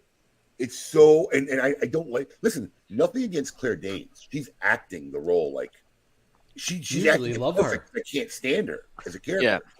But whoever wrote that as a character is awful. I talked about Rabbit Hole. Rabbit Hole was awesome. I can't stand her as a character. I'm never rooting for her. So now I'm committed to fucking 8 seasons. So now I'm speed watching it, which means any scene that has to do with her family or some sides, I just fast forward. Yeah, I'm speed watching it now. Only scenes that are relevant to the plot of whatever the fuck's going on. Can you not give up? Why don't you just give up? You know what? I've never walked out of a bed. I punted on Succession. It got so bad. I couldn't. I just couldn't watch it anymore. I never found out how the show ended either. I just couldn't. I didn't care anymore. I give up stuff pretty quickly, like that. I don't have time to waste if I don't like it. I've been into documentaries lately because I don't want to get sucked into a show that I have to. That's what I am. I'm a documentary guy. But I'm not afraid to punt on a show. If it's bad, I'll just punt on it. I'm not. I don't have to. They killed all the best actors early on. The guy who plays Cody, Brody, the guy from Billions. I love him. The British guy. He was good. The other great character was the guy on Homeland, was the Black Ops assassin. They killed that guy off. They just kill off everybody who was a good character, But even Saul, the CIA guy, who's Mandy Patinkin, who I like a lot. He's a good actor. Right. And he's really He- good. in series. He becomes really His character's unlikable. not likable. His character's Oh, not likable. He's not. He's not. He's a hard ass. No. He's a wussy. He's this. He's that. He's dumb. He's super genius, then dumb as fuck. I mean, there's just nobody that's likable. There's nobody that's likable. So, Yeah, that's my I piece. haven't watched any of those you're shows. wrong. How? No, he's not. Dan how- is right.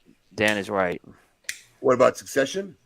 Terrible. That fourth year was I mean, I just wish I was the writer. I could have rewrote that thing so much better than they did. It was terrible.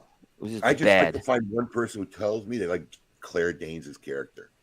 And she does this thing now for 5 seasons. Ready? Well, she's bipolar, right? So you have a CIA agent for 10 years. Yeah. And then meets, but she's bipolar and she self-medicates and goes, but she doesn't sting. And it drives me nuts because see, I'm binge watching the shows, which makes it worse. So my experience isn't being spread over 12 years. It's being spread over like 2 or 3 weeks, right? So she does this throughout the whole fucking season, ready? Like a high school girl. Like when someone confronts her with something, she was like, what the fuck is that? When you see that for the 400th time, it just ruins the character for you. Disappointed with this season of Billions. They fucking jerked us off. With Bobby Come on, Axelrod tell us how you really feel. for 3 minutes in episode 3, and I don't think I'm afraid.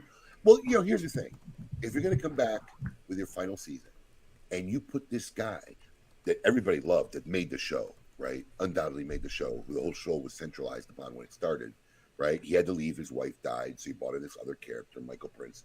But if you come back and you make him the central figure in your poster for the season, making everybody thinks like, oh, great, he's coming back for this last season, and you teased him for like 10 minutes in one episode, and you're more than halfway through the season, I'm pissed off. Interesting. You know what I find interesting about HBO too? Ben's right. HBO.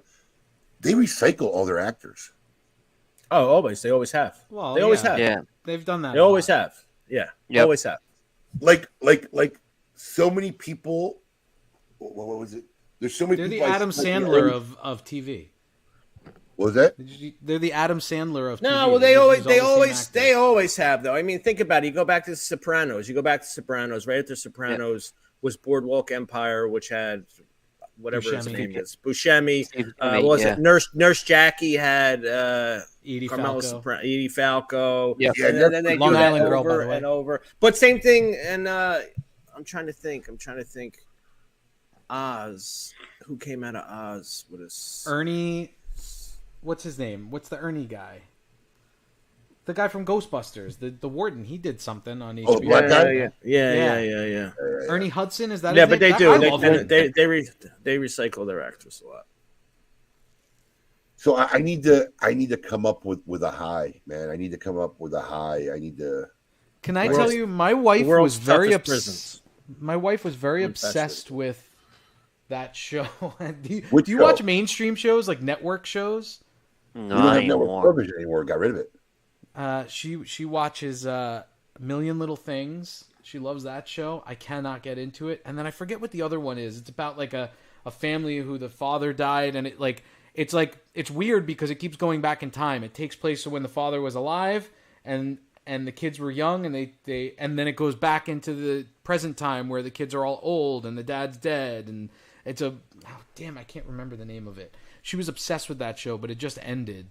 But that show was like everything that could possibly go wrong went wrong. Like it was definitely like a soap opera. Like there was never like I don't know, like the worst thing that could possibly happen would be that this person at this time gets cancer. Well, of course they're going to get cancer. Like it was just very predictable to me.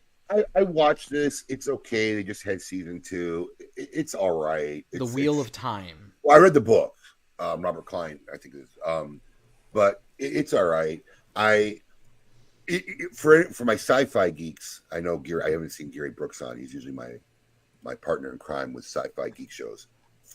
The show Foundation on Apple TV, fucking amazing.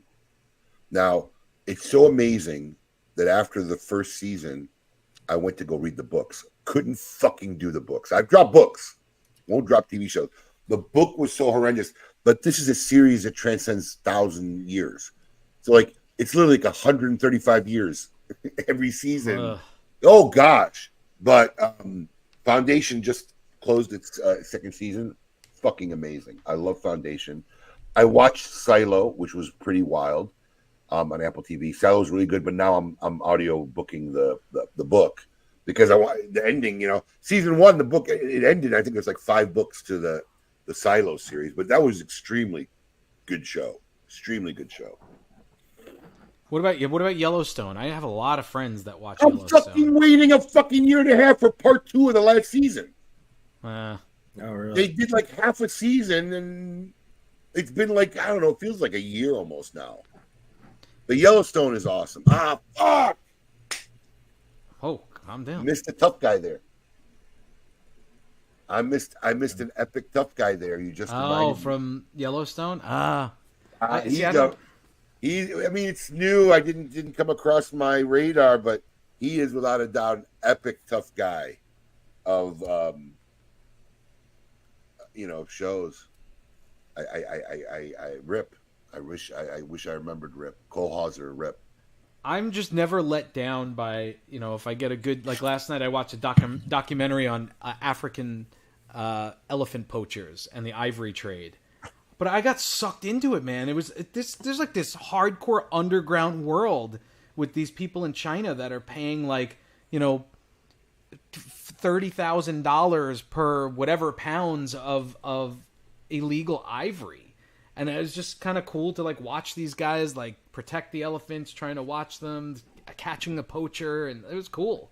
You see, I don't count these shows because if you're a Star Wars geek or you're, a Marvel geek, you're gonna like all these shows pretty much. I mean, Andor was awesome if you're into Star Wars. As far as the side series, Andor was fucking great. Yep. Ashoka's on Disney Plus. Yeah. I love The Mandalorian. I even like The Mandalorian. I didn't watch it through and through, but I enjoyed the episodes that I watched when my brother-in-law and sister-in-law were here for an extended period. I watched it with them. It was good. All right. Well, send me a PM, put it in the comments, and tag me. If there's a really good show. I mean, you guys have listened to me now for a few years. You know the kind of shows I like.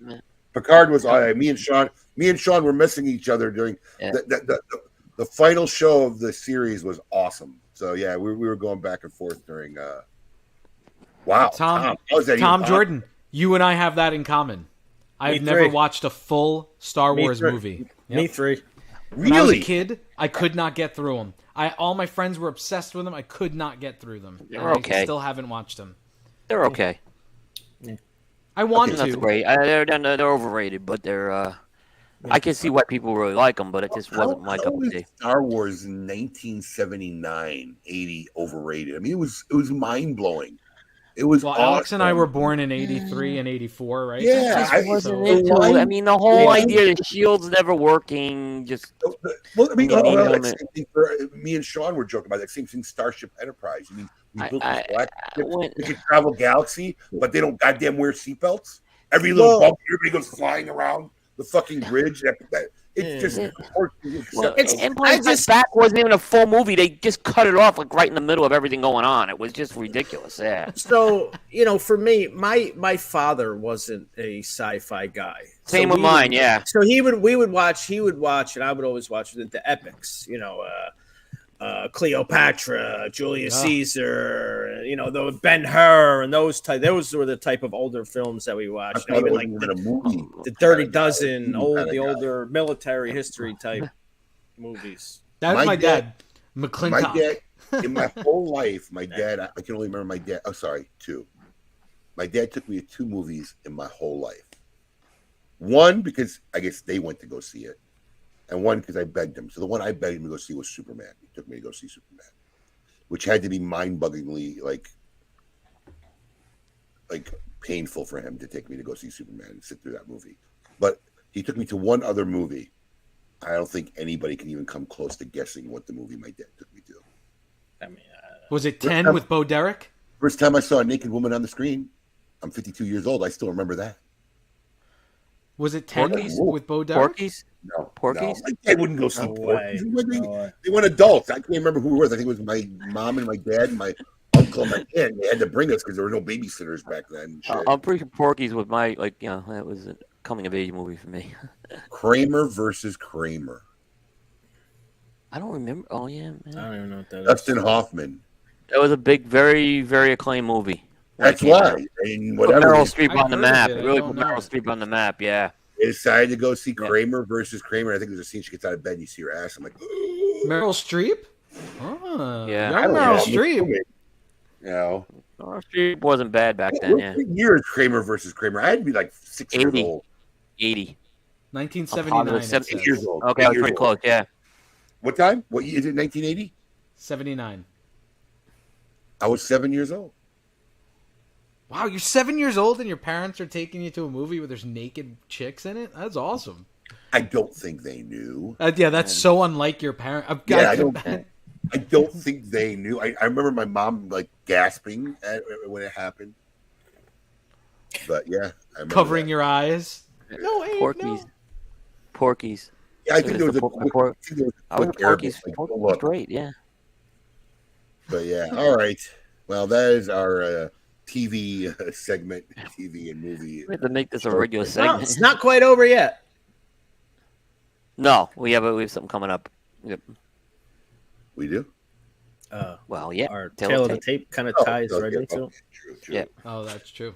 But before we get to the tail tape, let's find out what is going in the cigar. What is going on in the cigar universe, and catch everyone up to speed with our man here, William Cooper. It's time to find out what's the scoop with. Hey, yo, what's my theme music? The Scoop with Coop. Breaking industry news. Hear it first on KMA Talk Radio and cigar-coop.com.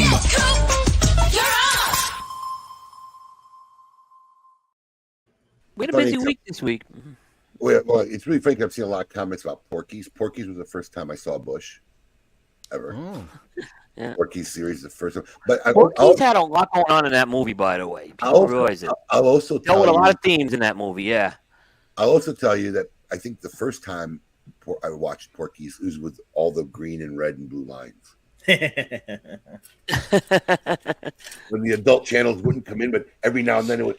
I purposely think they did that on purpose so people would get like a 30-second scene of something, and then it would Yeah, Just to encourage them. the Spice Channel, once in a while, it would come in like perfect, but in negative, and then you'd be like, well, shit, maybe we should buy this. Right.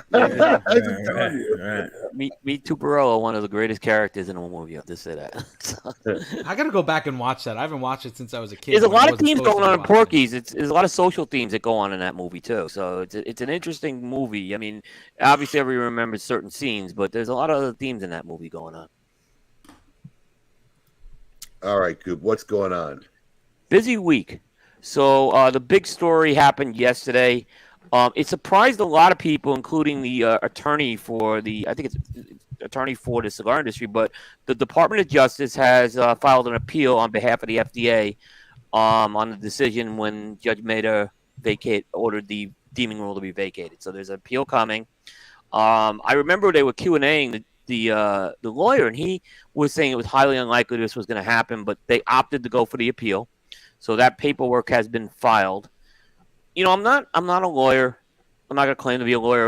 But obviously these are stories I've covered. But from what I've learned about the appeal process is this is more of a procedural type of thing where they're going to review the case from Judge Mader and see if there's anything procedural violated here. So there's not going to be testimonies filed. Maybe there'll be some written and oral arguments, but not a lot of that. So we don't have a timetable for when that's going to happen yet, but there is an appeal happening, and it surprised a lot of people.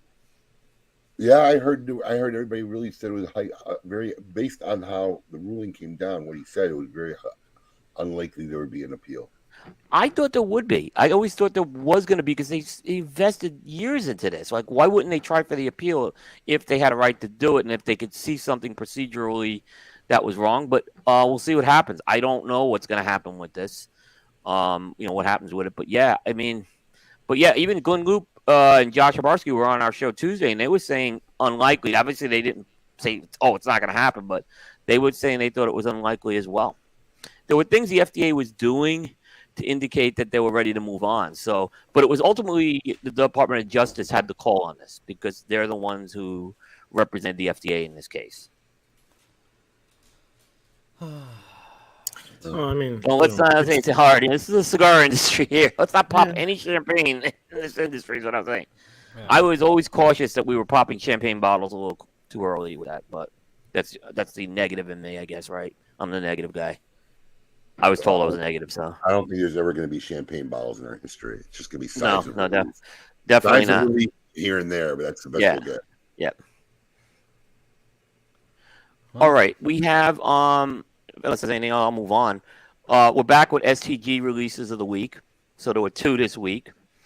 And I have a couple comments on both of these. So first one is General Cigars bringing back the Macanudo Estate Reserve Flint Knoll, which is a cigar that rated really well. It was out last year, and they're bringing it back this year. What they're doing basically is they're taking a binder leaf, they're aging it in wine barrels from the Flint Knoll winery. Right. And it was a very good cigar. It did very well with our team, but it's coming back again this year. I think the blend is pretty similar. They may be just using different wine barrels for this one. And not a cheap cigar. It's going to be a $20 to $22 cigar. But you can expect to see that come out sometime next month, or actually pretty close. But we liked this cigar a lot last year. We thought this was one of the better Macanudos that we've had. So I'm curious to see if they can reprint it. Do they say what wine barrel, like what kind of wine? They're French oak wine barrels from a 2019 Cabernet Sauvignon. Okay, I was gonna say it's got to be Oh, something I know. strong. Okay, run it by his wife, who's a level 2. Well, no, like a Cab Sauv is a full-bodied you know. wine. You know, a Bordeaux. It's might be good. a broadleaf wrapper for the binder. No, a broadleaf leaf for the binder, which would make some sense because that's a hardier leaf. So I can see them kind of doing that. Can't use that trademark. They can't use that trademark. They can't. Yeah. That was a great cigar, the Triple Maduro. Yeah. Well, it wouldn't stop certain people, but yeah, you can't technically use that. But the Triple Maduro, that was the old A Turrent. That was a good cigar. No, that was the old Camacho. Well, they had Triple Maduro, and then it was Triple Play for the A Turrent. Yes. The Altus people tried to make their version, which they called. Yeah, and it was like a pretty good cigar. Yeah. But I don't know. I see a lot of these pairing type releases with spirits. Abe, honest opinion, do these really have a lot of traction or no? To me, they don't seem like they have traction. They're small releases and they go away, and that's it. Pairings? Not the pairings, but this idea of, hey, we're going to age tobacco in barrel, take some tobacco, age them in wine barrels or bourbon barrels. Maybe with the exception of like Davidoff's Late Hour, I haven't really seen these really like have a lot of shelf life. Didn't the Pappy sell pretty well? No. Which one? No. It did not? No. Pappy, True Estate. They struggled, I think, with that one. Well, to be honest I mean, with you. I don't know. If I think like you got the Perdomo BBA, bourbon barrel age, which is kind of a that's a good one. But they haven't really promoted. Hey, we're working with a particular spirit with that. You know what I mean? That's kind of where I was going with that. Oh, you're saying the co-branded one? Yeah, the co-branded one. Yeah. Perdomo just does it as a part of that process. Right. So historically, I'm trying to go back and see any other ones I can remember. I mean, there was Sauza that didn't work. I think Camacho's ones didn't really work. They've discontinued them. I think Maker's Mark was the only one that kind of lasted a while. But that was like wasn't that a Thompson cigar? I've had those. No, Maker's Mark was everywhere, and it was the first one that kind of had the dripping red wax. Yeah, I had them. That was really. I don't know if they were soaked in them, but that was like actually infused into those cigars. That stuck around for a while, but those are gone, dead. But Coop's right, because when you smoked that cigar, I had a couple of them when I went to Maker's Mark. They gave me a few. They were like, you might be right. They may have been dipped or something because it tasted like bourbon and it was like it was really flavored. Those cigars. I liked it. This Flint Knoll one's good. It's really good, but again, it was a small release that went away. Now it's coming back. Yeah, as another small release. I think they pique everybody's curiosity in the beginning, right? And then they just kind of fade away. I mean, I mean, I'm just gonna go to our website just to look now. I mean, yeah, look, we got all sizes of blackened in stock. You know, when it first came out, you couldn't keep them around. Same thing. I was just looking. We still have some Weller by Cohiba 2023. Yeah, I didn't know there was a Weller one. I think that it piques people. They try it, but I don't think I've seen it become successfully as a rotation in my daily or weekly rotation. Exactly my point. Yeah. I don't think anybody's broken that barrier with these types of. Paul, we hit our Alan Rubin quota. Yeah, Paul. What is your obsession with posting every comment? Comment. We hit our Alan Rubin quota. Yeah. Jesus Christ.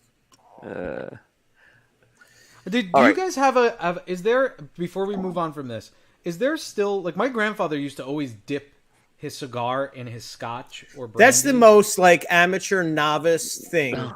No. He did it for people years. Do. You Yeah, don't want to wet. regularly. You don't want to wet that area more than it is. Yeah. He used to just do a doop. Yeah, a lot of people do that. It's I don't. No. Paul's the kind of guy that would do that. I've never done it, actually. Oh, in all honesty, I would dip a cigar in brandy. Why not? I bet it tastes delicious. Why? Because just drink the brandy. Just drink the brandy. Yeah, it was cool. Yeah, that's not appropriate. I agree. It is. I agree, Casey. I'm with Casey on this one. Yeah, exactly. No, I've never done it. I didn't know if there's like if people do that still regularly. But they you see, like people do. It's still people in high society. They always, they do that. It's like a thing. When you have your cigars and brandy, they go boop. Yeah, because they don't actually, they're not cigar people. They think possibly that's right. the thing. What else you got, Coop? Moving on. All right, so this one, I had some things to say on this one this week. This also comes from STG on the general. There's a Sancho Panza limited edition cigar coming out. It is going to be, Sancho Panza is a value price line they brought back last year, but it's going to be a $13 limited edition. The thing is, this is going to be made at the Oliva factory, which was interesting. So Sancho Panza is, I guess, getting a limited edition. So if you're interested in the blend, it's a Ecuadorian Habano blend, Ecuadorian Sumatra binder, and Nicaraguan fillers made at Oliva. I did not like what they did with the packaging on this thing. You're going to show the packaging, Paul, or no? I did not like what they did with this packaging at all. Paul? And I'm happy to share why. Paul, packaging would be. We'd like to see it. Looking for Alan Rubin comments. So, what's Let me see something real quick. So that's the photo, but Coop, do you have the stick picture? Oh, you do. Let me grab the stick picture. Yeah, but I have comments on both. There's comments I have on both of those. Yeah. Sure. Yeah. But go ahead, Coop. Okay, so first up, that first picture. Yeah. Matt Booth has been involved with Sancho Panza. Why are we making Sancho Panza look like a Room 101 product? You have a Room 101 brand. It looks like a Los Stados. It looks, which I didn't like what they do with Los Stados either, but now I don't get that. Keep Room 101. You have an identity at Room 101. Yeah. They rebranded Sancho Panza very nicely at the trade show. I don't understand this. Like, why are we trying a Room 101 size Sancho Panza at this point? You didn't like that. Right. So now we get to the band itself. That's Camacho. Yeah. And that's Camacho. I'm like, there you go. Like, what are we doing here, guys? Yeah, it's Camacho. That's now what you call Tomacho. Yeah. Camacho. There was nothing original about this from the blend. The only thing that's interesting maybe is it's made at Oliva that will have me interested in smoking it. The price point's too high for Sancho Panza. It's, look, I'm going to say I'm not a big fan of these wrapped cigars if you're a retailer. I'm just not a fan of that. If you're a retailer, why do you want to have wrapped cigars on the shelf? I keep going. So maybe you guys have a different opinion on that. I will say this. Admittedly, we had them in the store. It wasn't bad. It was a pretty decent Habano. What, Sancho Panza? Yeah. But this is the we had them in the store. Yeah, we didn't get them online. We only got a few. It wasn't bad, but. And I didn't like this. It's a pain in the ass to get out. You had the TAA one. No. We have some of the limited just in the store. We have a couple. Okay, so you had to have them already. Same thing. It's the pain in the ass to get out of all that shit. It's like I agree with you, Coop. Like you want to see the cigar. I'm not knocking what Matt does. I think this was innovative when he did it. I just don't know why it's not staying with Room 101. Yeah, and it's insanely expensive for what it is for Sancho Panza. I mean, they have what is the regular line? They're like Sancho- $7, around $7. That's Yeah. Sancho Panza was like the everyday guy's average Joe cigar. Not bad for the price point, and I thought they did a decent job bringing that back last year. I did. Now I don't understand what they're trying to do with the brand. So they have the original is about $7. They have a Right. TAA exclusive, which is $9, and now they have a limited. Still not edition, bad for a which TA is- cigar. I get that. Which Yeah. is $13. So Sancho Panza is like all over the price and the range of price that you could pay for a Sancho. But I think the problem is this is what I've been critical about STG. They just tend to blur the lines with their brands a lot. Well, Davidoff I think does a better job with it. I think Altadis does a better job with it. This is just all right. Let's Room 105 another brand. We already did it with Los Stados. Let's do it with this now. And I'm like, doesn't make sense to me. It's not that I don't like what Room 101 did. It's just keep that, like, you got Room 101 for a reason. Keep it for a reason for people to smoke Room 101. That's my point.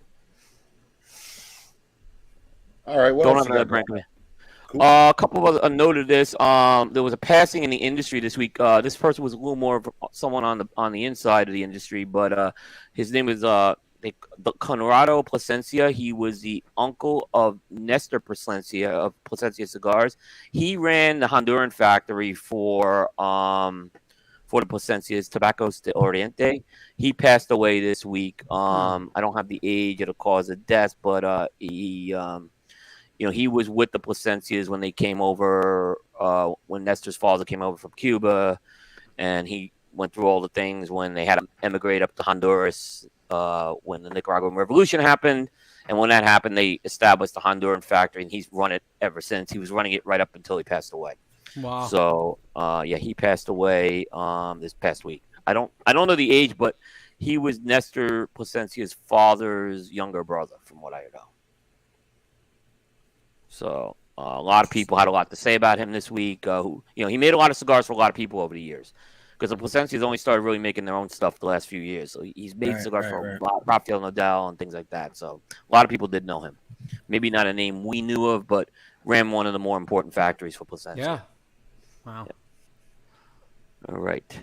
And finally, Andy Yaffe, who was the national sales director for McAuliffe Cigars this week, announced he is leaving the company, and he is going. This is kind of ironic because we did a show a couple weeks ago about people on the move. But he is leaving the company, and he is going to become a territory manager for Crowned Heads in the Mid-Atlantic region. So that move taking place. So yeah. So a lot of people, there were changes happening at McAuliffe with Mickey Pegg coming in, and Mickey basically became his boss. But change happens, and people leave for various reasons, and Andy decided to move on. Meh. Yeah. All right. Well, that's the Scoop with Coop. Check out all the latest news, rumor-free, teaser-free at cigar-coop.com.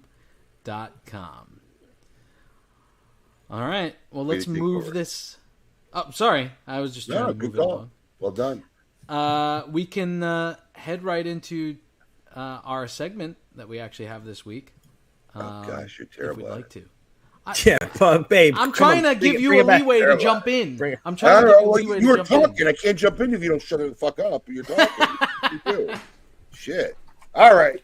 It's that time. We're at number 2 of Tale of the Tape Season 7. Baddest ass tough guys. Let's run it.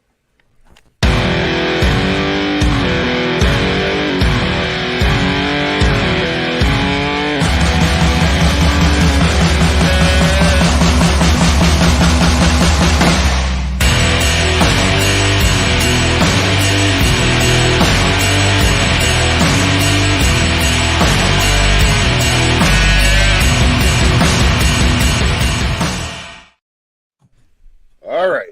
Wait, before we start, yes, for the next one, can we do themed photos? Like we send you a picture so that I look tough. Like I don't look tough at all. I look thin, so I'm fine with that. But like we could do themed. What do you mean? We'll get a picture taken for me to look tough. So I can look tough. I want to look tough. I think Alex was the toughest in that four. Yeah, Actually. see, and because he picks the goddamn photos. First of all, I don't pick the photos. Second of all, it's a photo. It's one of mine. I'm fine with it. They could probably make me look better, actually. Not on your best day. Listen, we made Coop look tough in Battle Exactly. of the Bands. On your best day, we couldn't make you, with all our graphic artists, we couldn't make you look tough. Stop it. I could look really tough. Yeah, sure. Napoleon would look tough. All right, What about his height? This our number 2 pick. We're getting down to the nitty gritty here. Nitty gritty. Well, I guess I'll start. By the way, just also this may be outside of the first one, but this has possibly been the most consistent season and the fastest season. I mean, I think Heartthrobs took us about 6 months to go through. I mean, Heartthrobs struggling. Well, that was we had a lot of great smoke. Great smokes in betweens. I mean, it took us 6 to 8 months for a Heartthrob. Yeah. Let's just go through last week's results.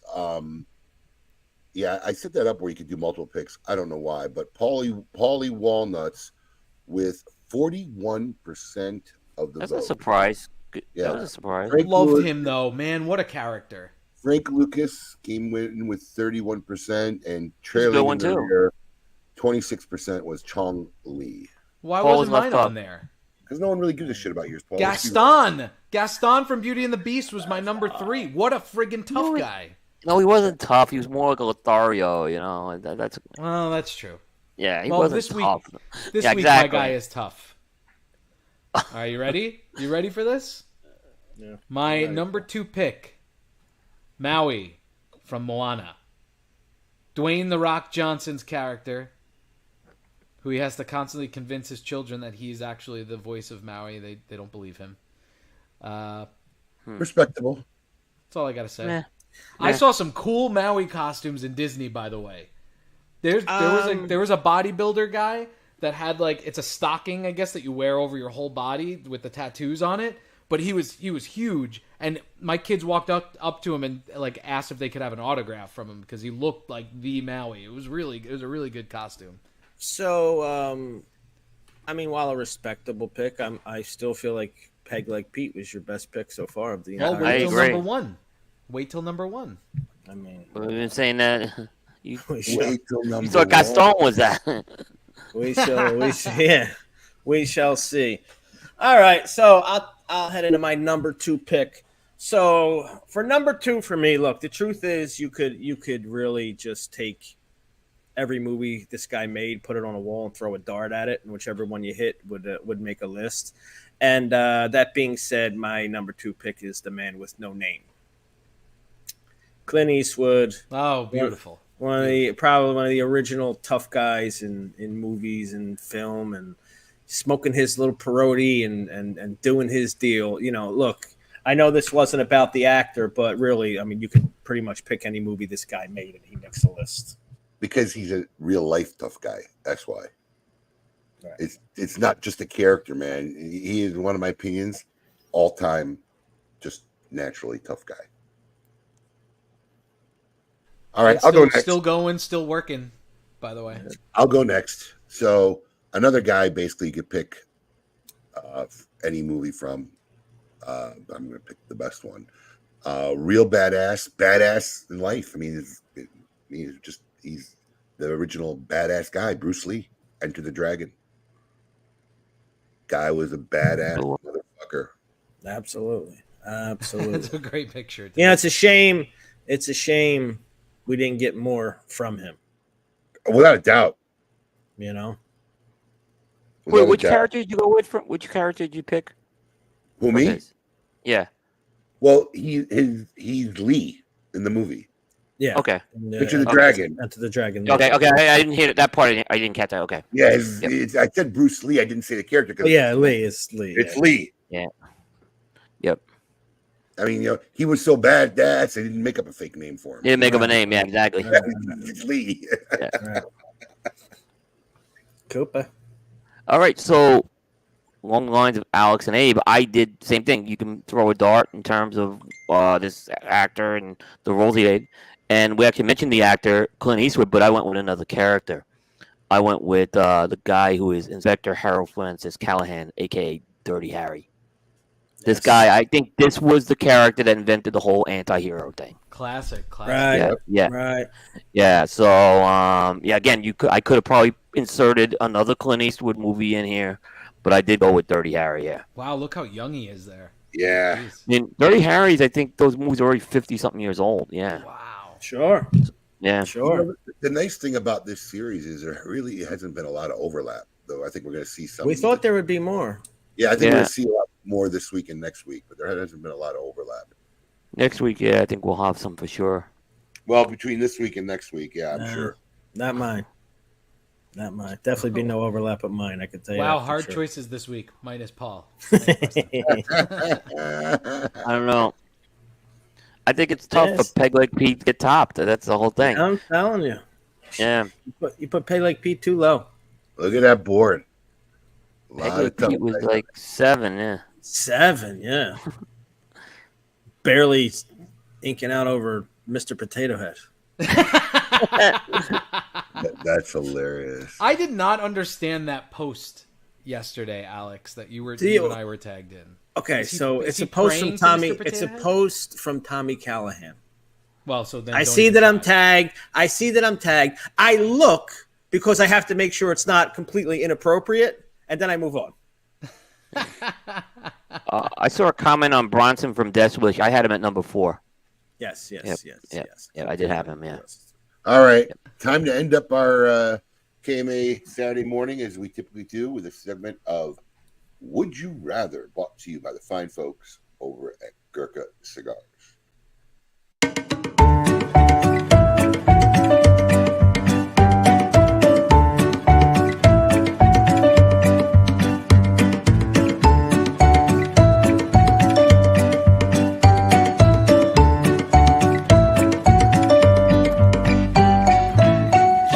Would you rather? Or is yours? All righty, for this edition of Would You Rather. So let me set the parameters. Number 1, you must complete. And number 2, the amount of time it takes to complete is irrelevant. Would you rather bicycle across the country alone or drive in a car across country with Alan Rubin in the passenger seat? Bike. Bike. This is easy. But This is there's a time that, if it takes you 3 months, it takes you 3 months. Forget the Alan Rubin. That's a cool thing to do in general. Do the bicycle thing, yeah. I'd give up what would probably take me about 6 to 8 months to do of my life than be stuck in the car with Alan Rubin. I've only met Alan Rubin in person, I think, and correct me if I'm wrong, Alan, one time when we were One in is too many. North Carolina. Can I offer a variant? Sure. Unicycle. Does anybody's answer changes if we substitute Alan Rubin with Paul DeGracco? Coop would love it. Alex and I get along. I think the bike thing is really cool. And I think it's a real. If I was a little younger, I think it would be really cool to do. Yeah. I could take Paul. Yeah. I guess I would bike. I hate to say that because as long as the poop song is not on in the car, I can probably. Poop song doesn't get played unless my kids are there. Oh my god. Unicycle. Oh my god. Well, Man, I really don't want to do the bike ride though. I could take Paul. All right. Well, that was a great fun way to end this week's episode of KMA Talk Radio. Join us next week. Follow us on social media, Facebook, Twitter, Instagram. And if you're not part of our private group on Smoking Social on Facebook, please check us out. Everyone have a great weekend. And until next week, everybody, keep it lit.